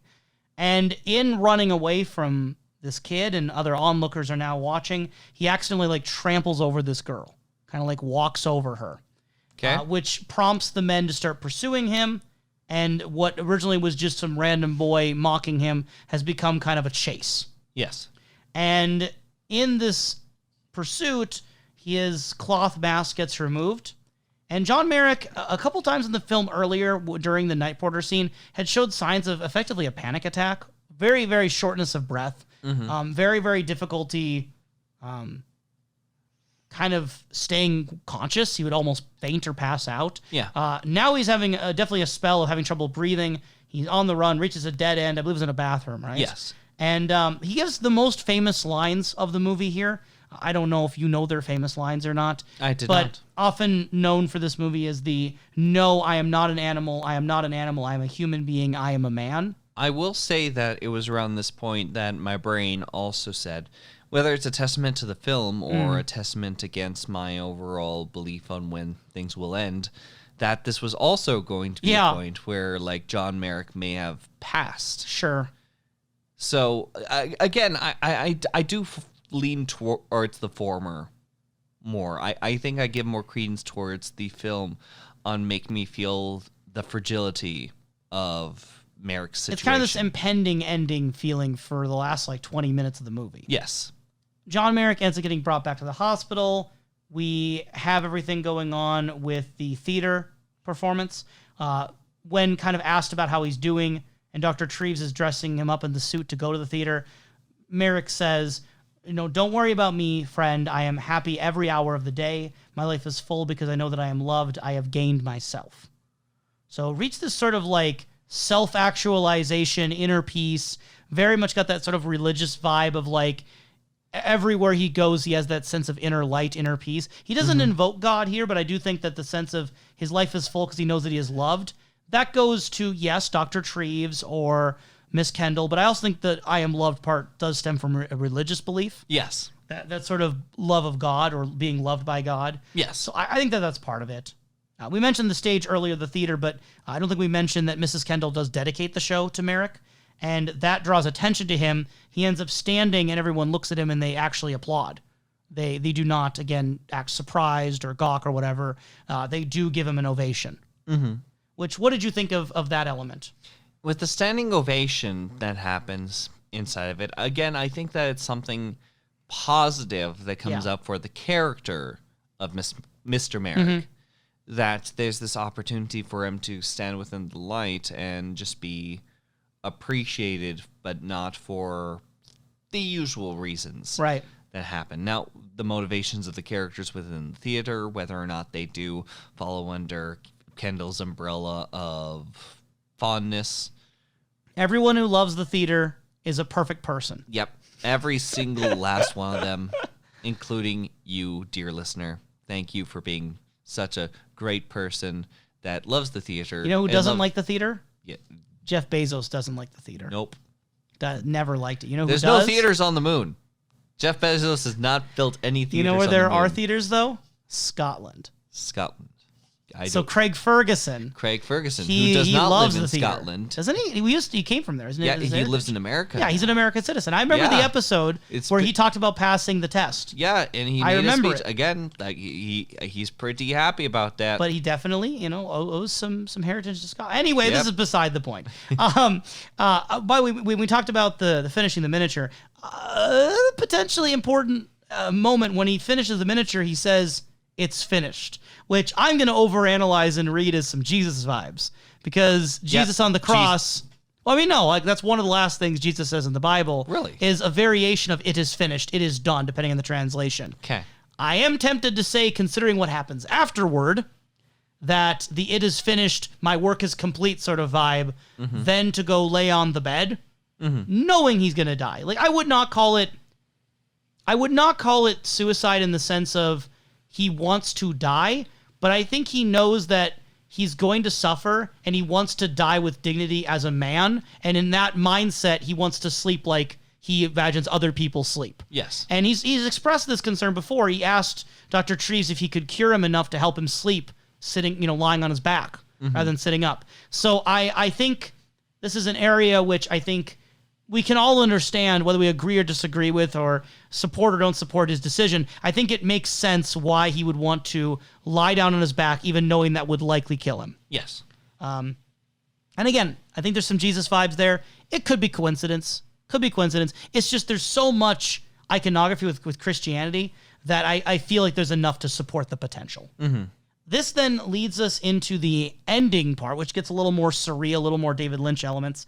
We pan over to Mrs. Kendall's picture, then down to John Merrick's mother's picture, over to the miniature sculpture, and then almost like out the window. Like it goes up to the open window. We then get like Star Wars mode. Maybe this is why George Lucas was like, hey, make my movie. We get the night sky moving toward the stars, and this voiceover of John's mother. The credits say John's mother, and I believe that's been confirmed that this female voice is meant to be John's mother. There's at least 2 John's mothers. And this is probably one of them. Never, oh never, nothing will die. The stream flows, the wind blows, the cloud fleets, the heart beats. And we get John Merrick's mother creepily fading inside of a white ring. I think it's kind of eerie looking. I think it's meant to be good. It's a calming thing. But I find it like slowly creeping in as a little menacing. Man, whenever it comes to heaven, everything's just fine. And this whole nothing will die idea goes into quiet, ominous whooshing. And then you zoom into the left eye, and there's the credits.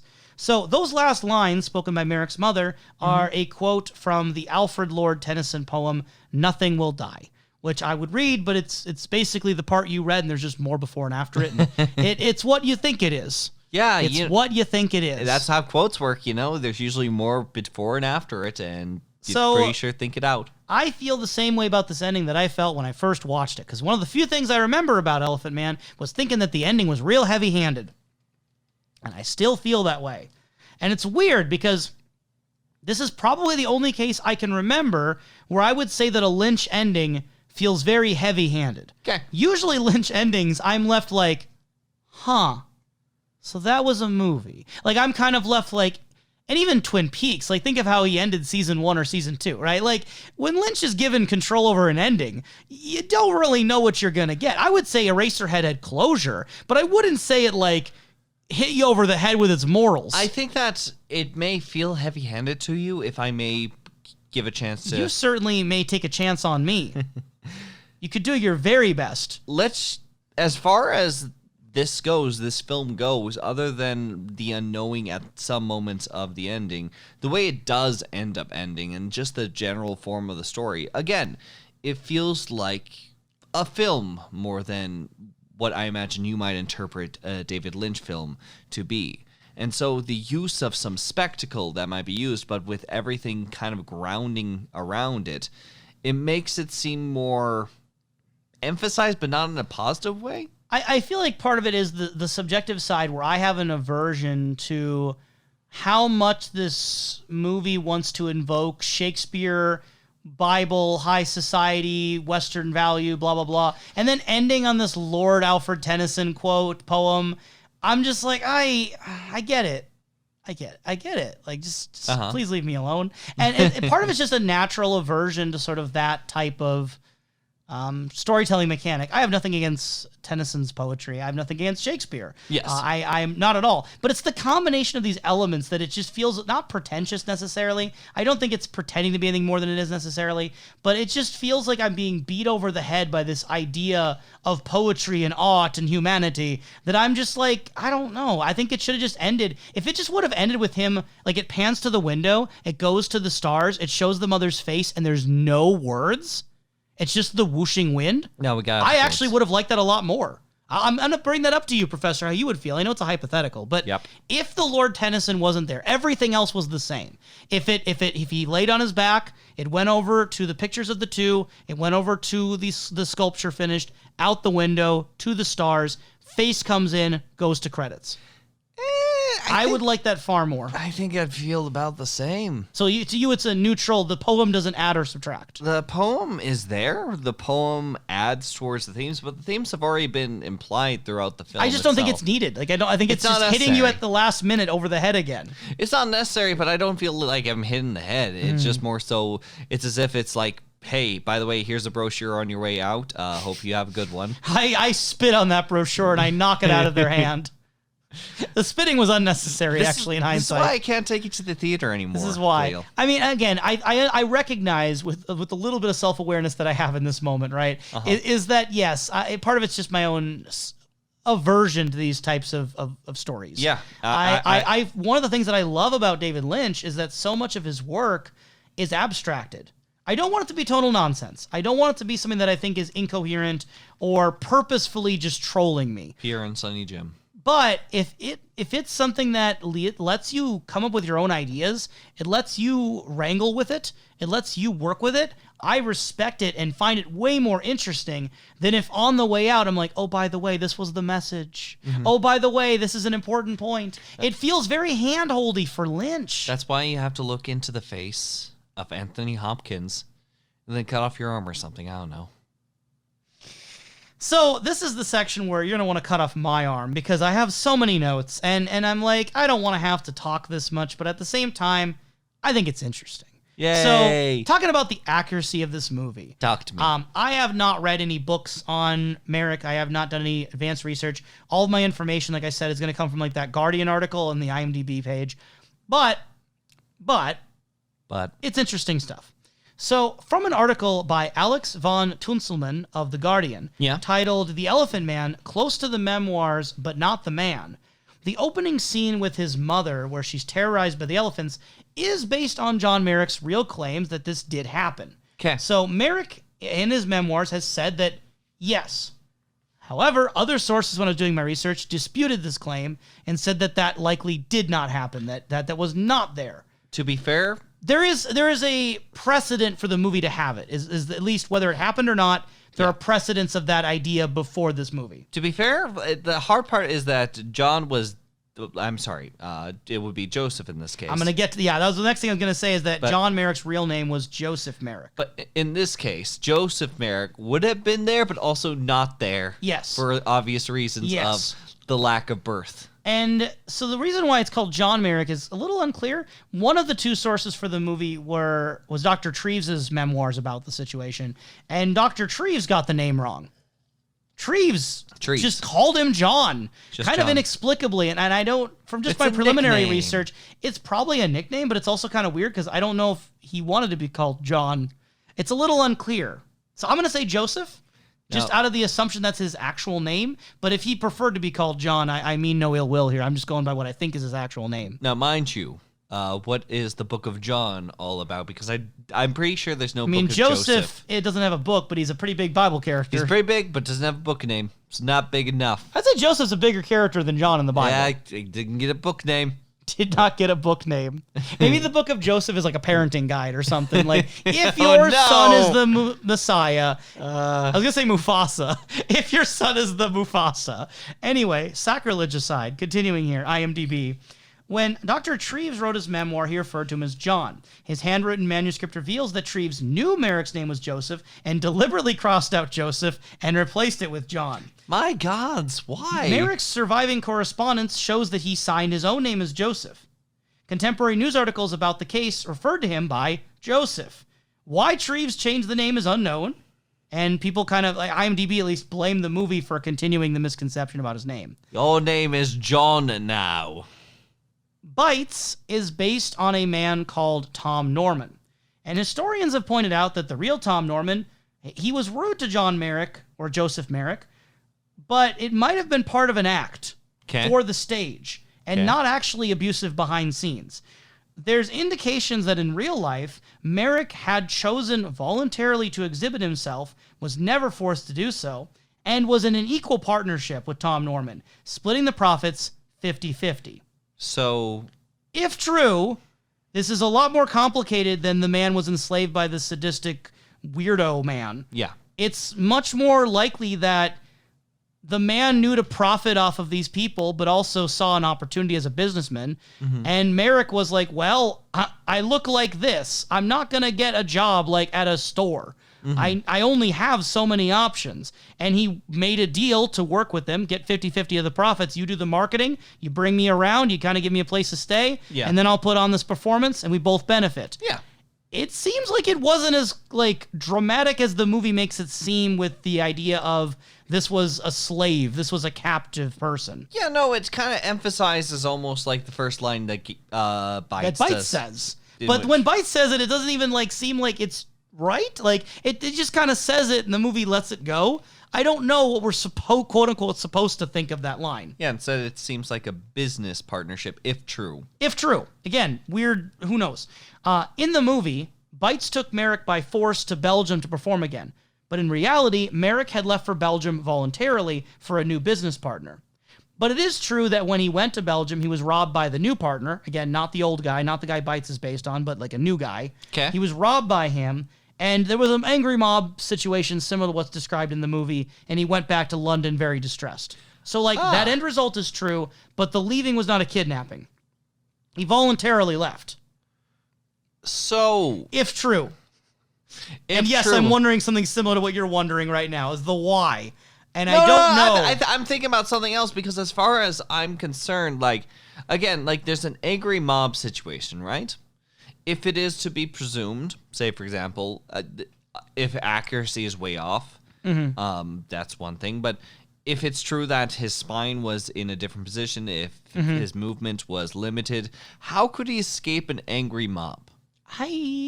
That's where my hesitation comes. Yeah, with the I don't story. know. And it might not have been a chase, like the way the movie portrays it. It might have been more of a cornering. And I think it would probably be more likely a cornering than a chase. I suppose whenever I think of like an angry mob, I don't usually like imagine just a cornering and then they just kind of stop. That could be an angry mob. It could be probably an angry mob. Angry mobs are different all over the place. Have some more angry mob open-mindedness, Professor. I don't want to, because it's an angry mob but against a poor guy. Anyway. Yeah. Quote, this is from that Guardian article. The film's depiction of Merrick's life in the hospital and his desire to be a decorous young man about town is its most moving and most accurate aspect. The article concludes with the verdict: the Elephant Man is a mostly faithful version of Treves' memoirs, but the real Joseph Merrick was a stronger character than either Treves or the film allows. Which I think is an interesting kind of way to think of it.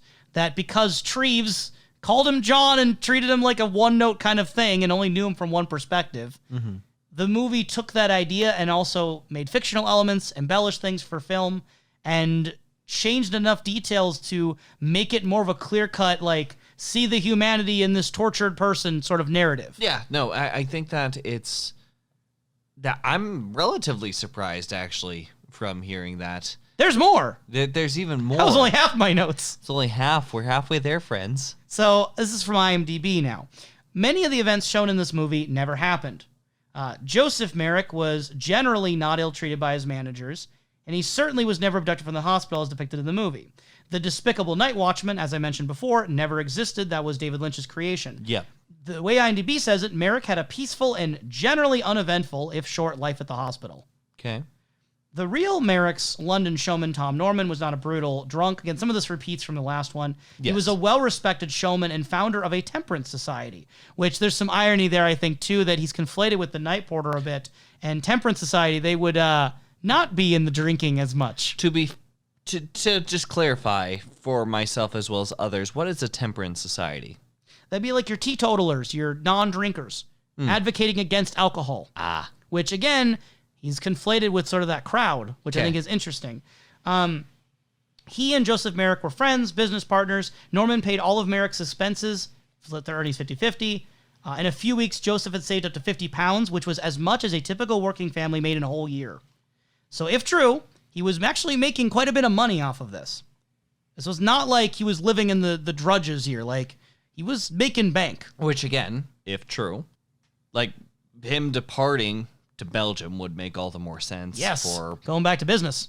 financial opportunities. And ever since Treves wrote his memoirs with the character of the cruel showman in the description, the Norman family has been actually appalled, and they've embarked on a campaign to clear Tom Norman's name. So his granddaughter Valerie, and at the time of reading this on IMDb, it said she was 82. I couldn't find anything just quickly searching if she's still 82, if that's older information. Point is, at the age of 82, she was still like publicly wanting his reputation to be restored. Okay. So the family kind of resented the fact that Treves, in his published memoirs, made it sound like Norman was this awful person. Then the movie comes around and further embellishes that idea. Okay. So it's like, no, this was not what our dad or grandfather was like. They were completely like good partners. He treated him well. Yeah. So interesting. Yeah. Joseph Merrick's condition was undiagnosed at the time of his death. This is less a contradiction and more just like a, by the way. Later studies of his skeleton and cast made of his body led researchers to suggest that he might have suffered from neurofibromatosis, or it says NF for short, type 1, a genetic condition from which 1 in 4,000 people suffer. The NF Foundation used this movie as a fundraising tool and credited it with making the disease more widely known. Later examination, including CT scans of the skeleton, led researchers to believe that he suffered from the Proteus syndrome, a much rarer condition than NF. In 2003, researchers used surviving DNA samples from Merrick in an attempt to determine his unique condition. However, these tests were inconclusive, and the cause of Joseph Merrick's condition still remains unknown to this day. Okay. Due to the constrictive deformity of his mouth, Merrick in real life never spoke as much as he does in the movie. Dr. Treves often had to act as Merrick's interpreter for visitors. Those who knew him well, such as the hospital staff and friends, grew used to his impeded speech, but it remained very indistinct, and it worsened as Merrick's condition worsened. I don't know if I trust the man who called him John. I wonder, right?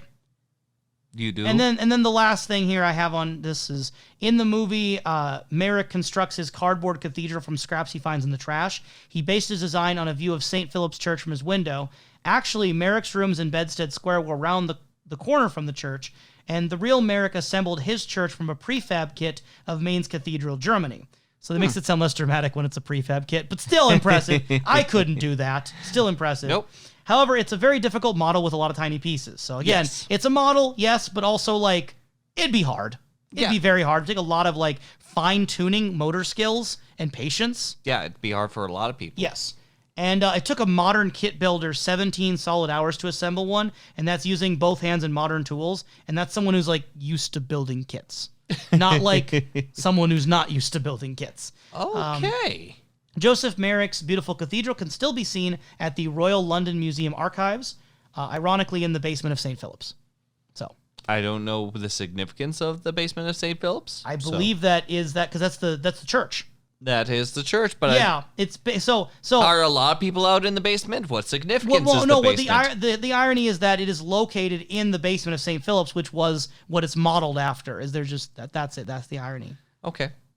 Anyway, that's the background of the movie, which leads me into a category broadly called ethics. Yay! So this movie, right? I'm gonna assume the best out of it. Okay. I'm gonna assume that the motive of this movie is to bring awareness to the idea that people with extreme abnormalities of birth that they cannot control, whether it's physical or mental, that these people are just as human, just as worthy of dignity as anyone else. Okay. And I want to believe then that the main message to take away is that there is a sort of importance to dignity of human life, to not mistreat people, to not put them out for display in mockery. Okay. I want to believe the film is doing that. UK? UK. UK.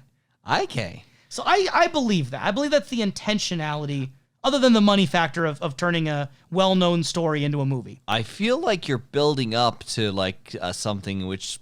No, I mean, I do believe that's generally the case. You do believe it, okay. Where I'm coming with the negative, where I'm coming in with There this, it is. Found is just my concern of, with how much was changed, and some of these being pivotal details, Yes. it feels like they took a real again, if true, it feels like they took a lot of complex, nuanced situations involving this man who again, wanted to be part of these shows for money, for a way to make a name for himself with a voluntary business partner, and simplified his story down to almost like Hunchback of Notre Dame, Disney, Quasimodo, Frollo vibes. I just watched it recently again, so it's fresh in my mind, of like someone captive and like abused, and then someone who's the captor and the abuser, and really just kind of almost, I don't want to say it's almost milking the misery in a way for the movie. And there's the problem I'm wrestling with, and I do not think there's a simple answer. And again, I'm not trying to cancel the movie. The ethical question I have is, at what point is it too far to change someone's story to make it more tragic? When it's changing what the person was? Are you not, in a way, putting him on display, calling your movie The Elephant Man, bringing attention to the worst case scenario about the situation, and making you feel those sad emotions over it, and not even really talking about the real guy anymore? Are you not, in a way, putting him on a performance again? I don't know. In the end, we gotta kind of look into the past the best we can. Again, I avoid spoilers, so I have yet to look into the past, admittedly, on this. But what did Joseph Merrick, sort of his existence inside of these scenarios, what did it do with matters going forward, especially for those who were in similar conditions to himself? Were they things still perpetuated? If we were to have the tale told in this manner that is more proper to the life of Joseph Merrick, then what would the story then be about? Would it still be the same thing? Would it be more so a kind of... And that's the hard part, is people's lives are always more complicated than a 2-hour movie. You can't make a simple theme out of one's life and keep everything accurate. Absolutely not. But again, maybe the dynamic of the movie could have even shifted, dependent on how... I think it could Merrick have been... could have tried to find ways to make the best of the reality of those who think that they're taking advantage of other people, when instead sort of like taking that and reversing it around, reverse Uno style onto them, very much in light of things such as, say, for example, The Sting, in which like there's this operation going on that is going to be financially beneficial to Merrick. And I almost wonder if maybe this could have, at the very least, just become a more nuanced story. Like, if we were willing to acknowledge that Bites, or Norman, however you want to view the character, the person, if it was more of a mutual decision, if it wasn't some just evil personified creepy man, if we didn't make a boogeyman out of him and took it more dynamically, we could have a more nuanced conversation in the movie, a more adult conversation, arguably, about the nature of exploitation and those exploited, and the ways in which people can find empowerment or success in a disgusting or corrupt system. I mean, no matter what, I'm still going to say that the act of having freak shows is abhorrent. But even within an abhorrent system, people find ways to thrive and make a living off of it, when what else was he going to do at that time? So I think it's a lot more complicated than the movie makes it seem. The movie has to simplify it to give us a simple message, and then hits us over the... I know you don't agree with the hitting over the head. I feel it hits us over the head at the end. And I made the Hunchback of Notre Dame comparison. I'm willing to give that one a lot more leeway, because it's totally fictional, and it's a kid's movie, the Disney version. And I think that what it's doing is more successful as a fictional kids movie. But this is based on a real life situation, and it's more aimed at adults. It is based off of a real life situation, and we can also question whether or not using I'm coming on story... so hard to this movie. I don't dislike it. I don't dislike it. And we also have to question, though, is that the use of this movie and its message, whether it is faithful enough to the legacy that is Merrick, but also B, what is the movie doing at the time of its release? In this case, it's about 1980, and let's just face it, especially in American history, we have had issues whenever it came to people's appearance, if you will, and the interpretations that can be caught from that and be muddled and set into that. Being inside of that, coming out of the 1900s, but still fairly fresh out of various events. What could it just be to those who would view it as a modern viewing audience, and how much import would it be for that time as well? And I don't know. I don't know if there's a cultural zeitgeist of 1980 where this type of film was especially pertinent, urgent, or topical. Yes. I don't know if it was. I guess I don't have any inclination that it was. Yes. I mean, obviously, again, I agree with condemning the idea of a freak show. I agree with condemning that. And I guess part of my struggle here is that in vilifying Bites so much to make him a one-dimensional villain, they've gone away from accuracy, but increased their anti-freak show propaganda. And I agree with that agenda to an extent. Yes. But I guess I would have wanted, I don't know to what degree, but I would have wanted more realism, to have a more nuanced, complex theming, rather than have it as simple as it is and as one-dimensional as it is. I don't dislike the movie, and I feel like maybe we're dishing out some hot takes here. I don't know. I think that at this point we are tinkering, if you will, with I just themes want to and know like subjects. what could have, because let's talk about the movie overall a bit, right? 'Kay. So you and I said we're gonna wait to give our scores. Yes. I feel about ready to give mine. Okay. I would give this a 6 out of 10. Okay. 3 out of 5, however you want to do that. And I felt that way when I first watched it. I feel that way now. I think I've maybe have more reasons for it than I did back then. I feel like it mostly succeeds because of Anthony Hopkins' performance is really strong. I think that John Hurt's performance is really strong. The makeup, the prosthetics, incredible. I think a lot of the editing, the scene designs, I think it's mostly very good. In the editing, small squabble. I don't like a lot of the abrupt fade outs. It's a stylistic thing. I don't think little Lynch movies do it as much, whatever. But most of it is like a well-made film. Pacing, music, all that stuff. Good. No problems with it. What holds it back for me is I don't know what to take away at the end of it. It doesn't feel as abstract as other Lynch films I love, but it also doesn't feel like, even though it's heavy-handed, it's somehow still kind of hazy to me. Like, it still feels like I'm leaving the movie not really with a clear perspective. I'm just kind of leaving the movie with, like, one-sided view of one person character, and I understand the emotional journey of it, but I'm not really sure by the end of it what to think of it. In a way that I don't find as compelling as the mysteries of Eraserhead or Twin Peaks. I think that I've got some parallel, but yet some perpendicular towards you on some of my ideas. I still, in the realm of parallel, I give it about 6 out of 10 as well. Mm-hmm.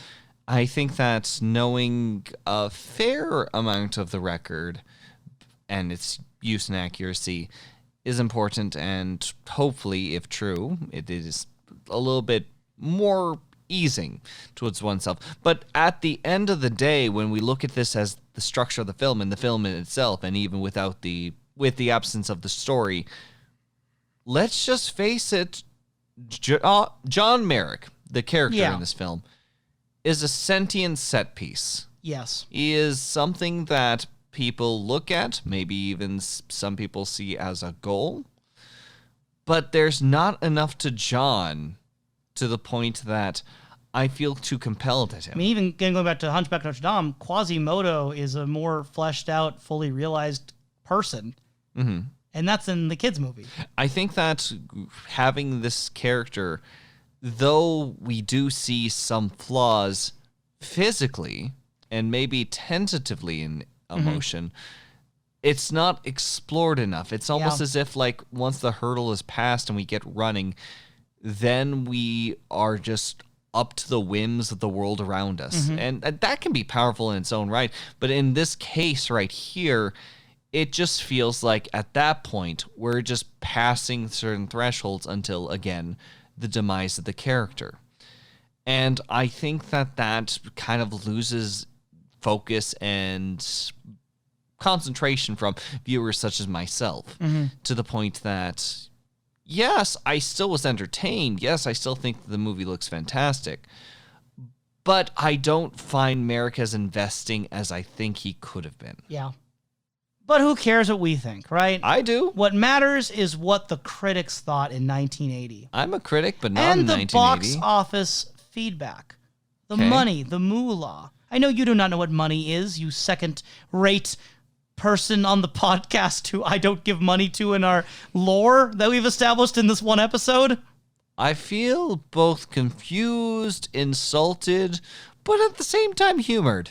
Both of the three. Those are three, yeah. The three both. The three both. So- Just both. So- three ever. Eraserhead was a success because even though it took 5 years to make and constantly was like funneling money from their personal lives.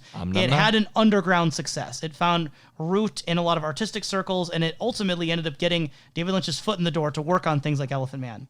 Elephant Man was a success because it actually turned a profit. Yay. So Elephant Man had a $5 million budget, and it made $26 million at the box office. Oh! By today's numbers, that doesn't sound like a lot, but again, this was back in 1980. It's still pretty good profit. So, with inflation Yeah. from 1980 to 2021, that would be about $83 million. Again, in terms of $5 million now would be like almost like a low budget film. $83 million from the $25 million Sure. made. Now, when you count inflation, yes. When you count inflation, yes. which the cost of that would have been $16 million. So Either so way. I'm Sam Stanleying over Oh, here, okay, okay? It's good to keep these numbers in mind. In Japan, to Was which it we big? always must return. Was it big It in was Japan? the second highest grossing foreign film of the year. Yay. I don't know what the first one was. No, it does say. You want to know what number one was? It's like poetry, it rhymes. The Empire Strikes Back.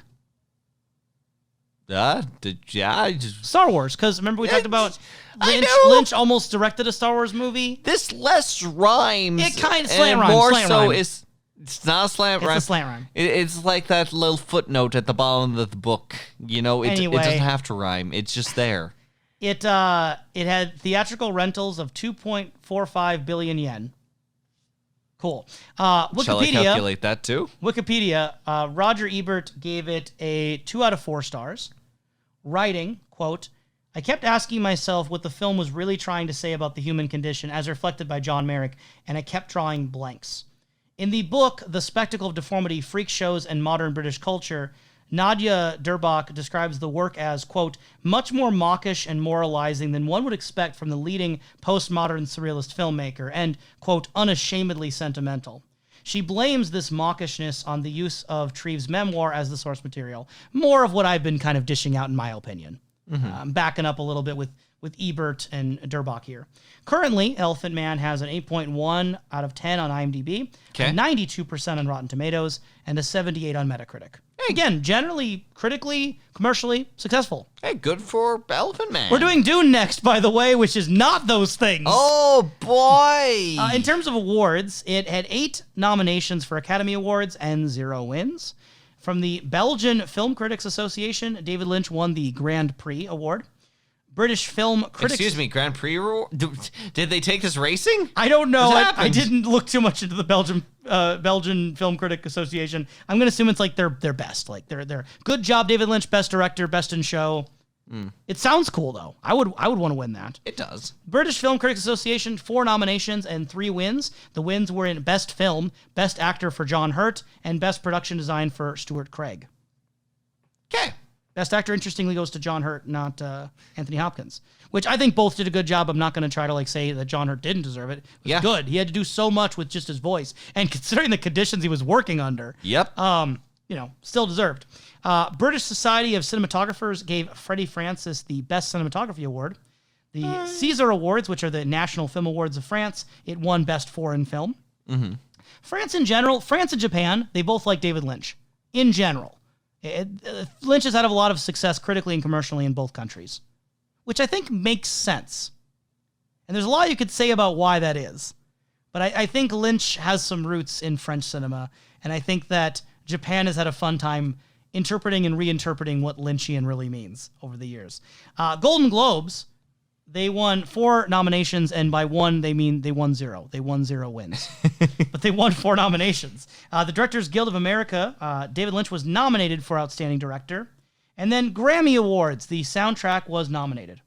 Tough year, basically. It was a lot of nominations, not a lot of wins, but successful. It means a lot still to get nominated. It's successful. And also Star Wars. Star Wars. Star Wars was killing things. I don't know if Star Wars was critically winning, but it was definitely winning when it came to the box office.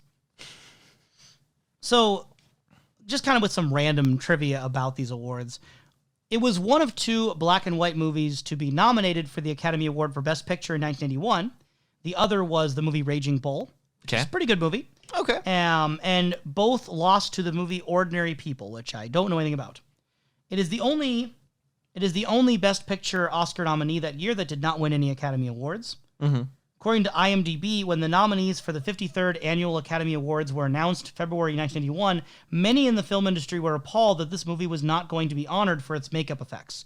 At the time, there was not a regular makeup category, and winners for makeup were cited with a special award. Feeling that the makeup technicians deserved to be awarded for this movie, a letter of protest was sent to the Academy's Board of Governors to ask them to change their minds and give the movie a special award.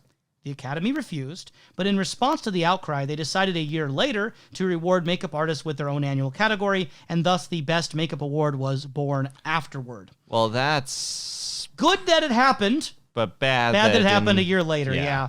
Because of earlier restrictions, some other notable movies that did not receive Oscars for their makeup, but may certainly have done so, would have been notably Dr. Jekyll and Mr. Hyde from 1931, The Wizard of Oz from 1939, and because poetry rhymes, The Hunchback of Notre Dame from 1939 is also cited as a likely candidate would the award have been occurring earlier. Okay. Which, that's the Elephant Man. You already answered one of my wonderful and strange questions of the week, so Come up with another one. I have one more. I have one in reserve, but it's the predictable one. That's be fine. excited for this question, but Is not it too wonderful? Not Is too it strange? exci- We it's- never said that it had to be unpredictable. okay, it's it just had to be wonderful and strange. It's pleasant and slightly peculiar. Well, then, So give us the today's- Diet Coke of I questions. feel like I've then. said like of the week, and I've said today's, and I don't know which is the official title. It's of this today of the anymore. week. This year's pleasant and slightly peculiar question of the week day I feel like that's too broad, but very well. is: how has watching The Elephant Man shaped your views on David Lynch as an artist? It's the same question I asked about Eraserhead, but swap the titles. I feel that as far as this goes, something that's more traditional, it seems that David Lynch is able to work well enough with people to make a rather cohesive vision. He can direct a normal together. people's movie. He can do that, and especially with the help of Mel Brooks. It also kind of gives me a bit of curiosity on now, you don't have to answer this, Kalil. I feel compelled You now. can slap this down. We've seen like him bring back actors. Yes. Again, time and time again. Has he brought back any actors from Elephant Man to any future work? Considering that I said it was not used in Twin Peaks, I said that he has not used any of these actors in Twin Peaks. But future works. I do not believe so. I do not believe that Anthony Hopkins, John Hurt, Anne Bancroft, or any of the other actors in this movie were used in another David Lynch film. If they were, it's probably a pretty obscure role. Okay. I don't believe I'm missing any glaring omissions there. I don't think they were ever reused. Why do you think that is? I think that David Lynch did not forge as much of a personal connection this time around. Okay. And it might just be the personality conflicts, because from what we read about Anthony Hopkins saying this role was not that interesting to him, and John Hurt had to put so much effort just to get this this makeup on every day. Yeah. I feel like this was probably much more of like cut and dry. We're gonna make a movie. We're gonna make a profit. And I don't know if Lynch had a personal dream with it, like he did with Eraserhead. Okay. I always think of Kyle MacLachlan from Blue Velvet and then Twin Peaks, but he was in Dune earlier. So I don't know if David Lynch had connected deeply with Kyle MacLachlan in Dune, or if it wasn't until he brought him back in Blue Velvet that maybe he forged that connection. Okay. But it feels like once we got to Blue Velvet especially, he had kind of accumulated some actors that he works really well with and would just keep working with. Okay. Jack Nance obviously wasn't able to be here for this one, so that's already a detriment here. Yes. But I almost wonder if, shooting in a different country, shooting with a totally different budget, totally different parameters, he didn't write the script. This was a movie that at the 11th hour, they were still having to make all these changes to it, right? Yes. He was beholden to what Mel Brooks was able to finagle with, the companies that were distributing it. I feel like this was much more of a business venture than it was an art project. Okay. And Dune, for all of its failings and misgivings and things that Lynch may hate about it, Dune was experimental. Dune may not have been written by David Lynch, but you can tell when you watch it, there's a lot of Lynch artistry behind it. It feels more David Lynch to me than Elephant Man. Even if it's not in the writing, it's in the set design, the costuming, the acting, the layout of it.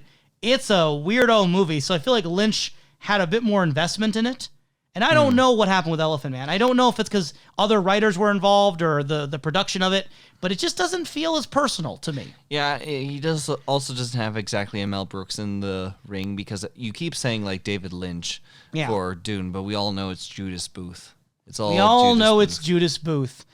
If you would like to witness the betrayal that is Dune, to whomsoever you believe the betrayal is, we are checking out Dune in our next episode of the podcast. And if you guys have any of these streaming services that I've just Googled, just to check out. And assuming that they are still having this movie when you listen to this. We are talking about Dune 1984. The new one is also just released as of making this recording. Yes. Not that one. We do want to watch it, though. We do. We Dune.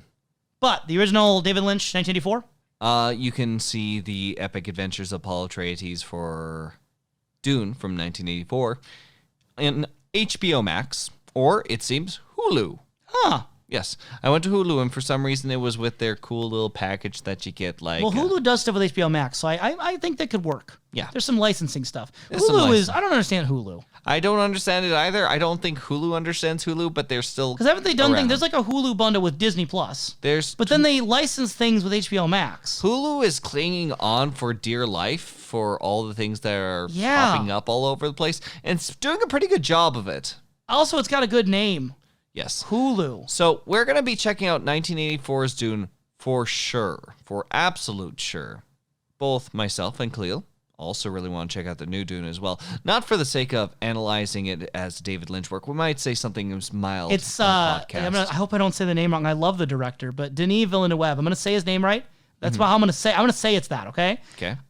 Same director as Arrival, Blade Runner 2049, Enemy. I've watched those three. Love them. I still got to see some of his other films, but I love that director too. So I'm interested to see it for the director, even if it's not Lynch. This film looks like one that if you have the opportunity, if you have the health and ability, it's going to be on HBO Max, isn't it? It's going to be on HBO Max. I think, but there's been some back and forth on that. I don't know. It might be. I do know that you have made mention that it does seem like a theater. I mean, okay, so here's the thing.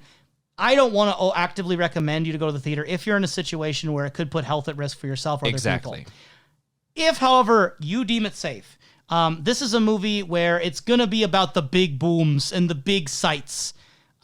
The big booms and the big sights. Villeneuve is a guy who likes to have scale in his movies. It's all about the size of the scenery, the epic proportions of things. And when you think about the grandfathers, like that's important. When you're thinking about watching this movie that's all about the scale and scope and the boom. Yes, the grandfathers, the big You worms. probably shouldn't watch it on your phone.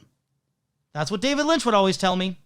Just specifically that. There's a meme about kind of David Lynch that he just complains about people watching movies on their phone. People make fun of it a lot.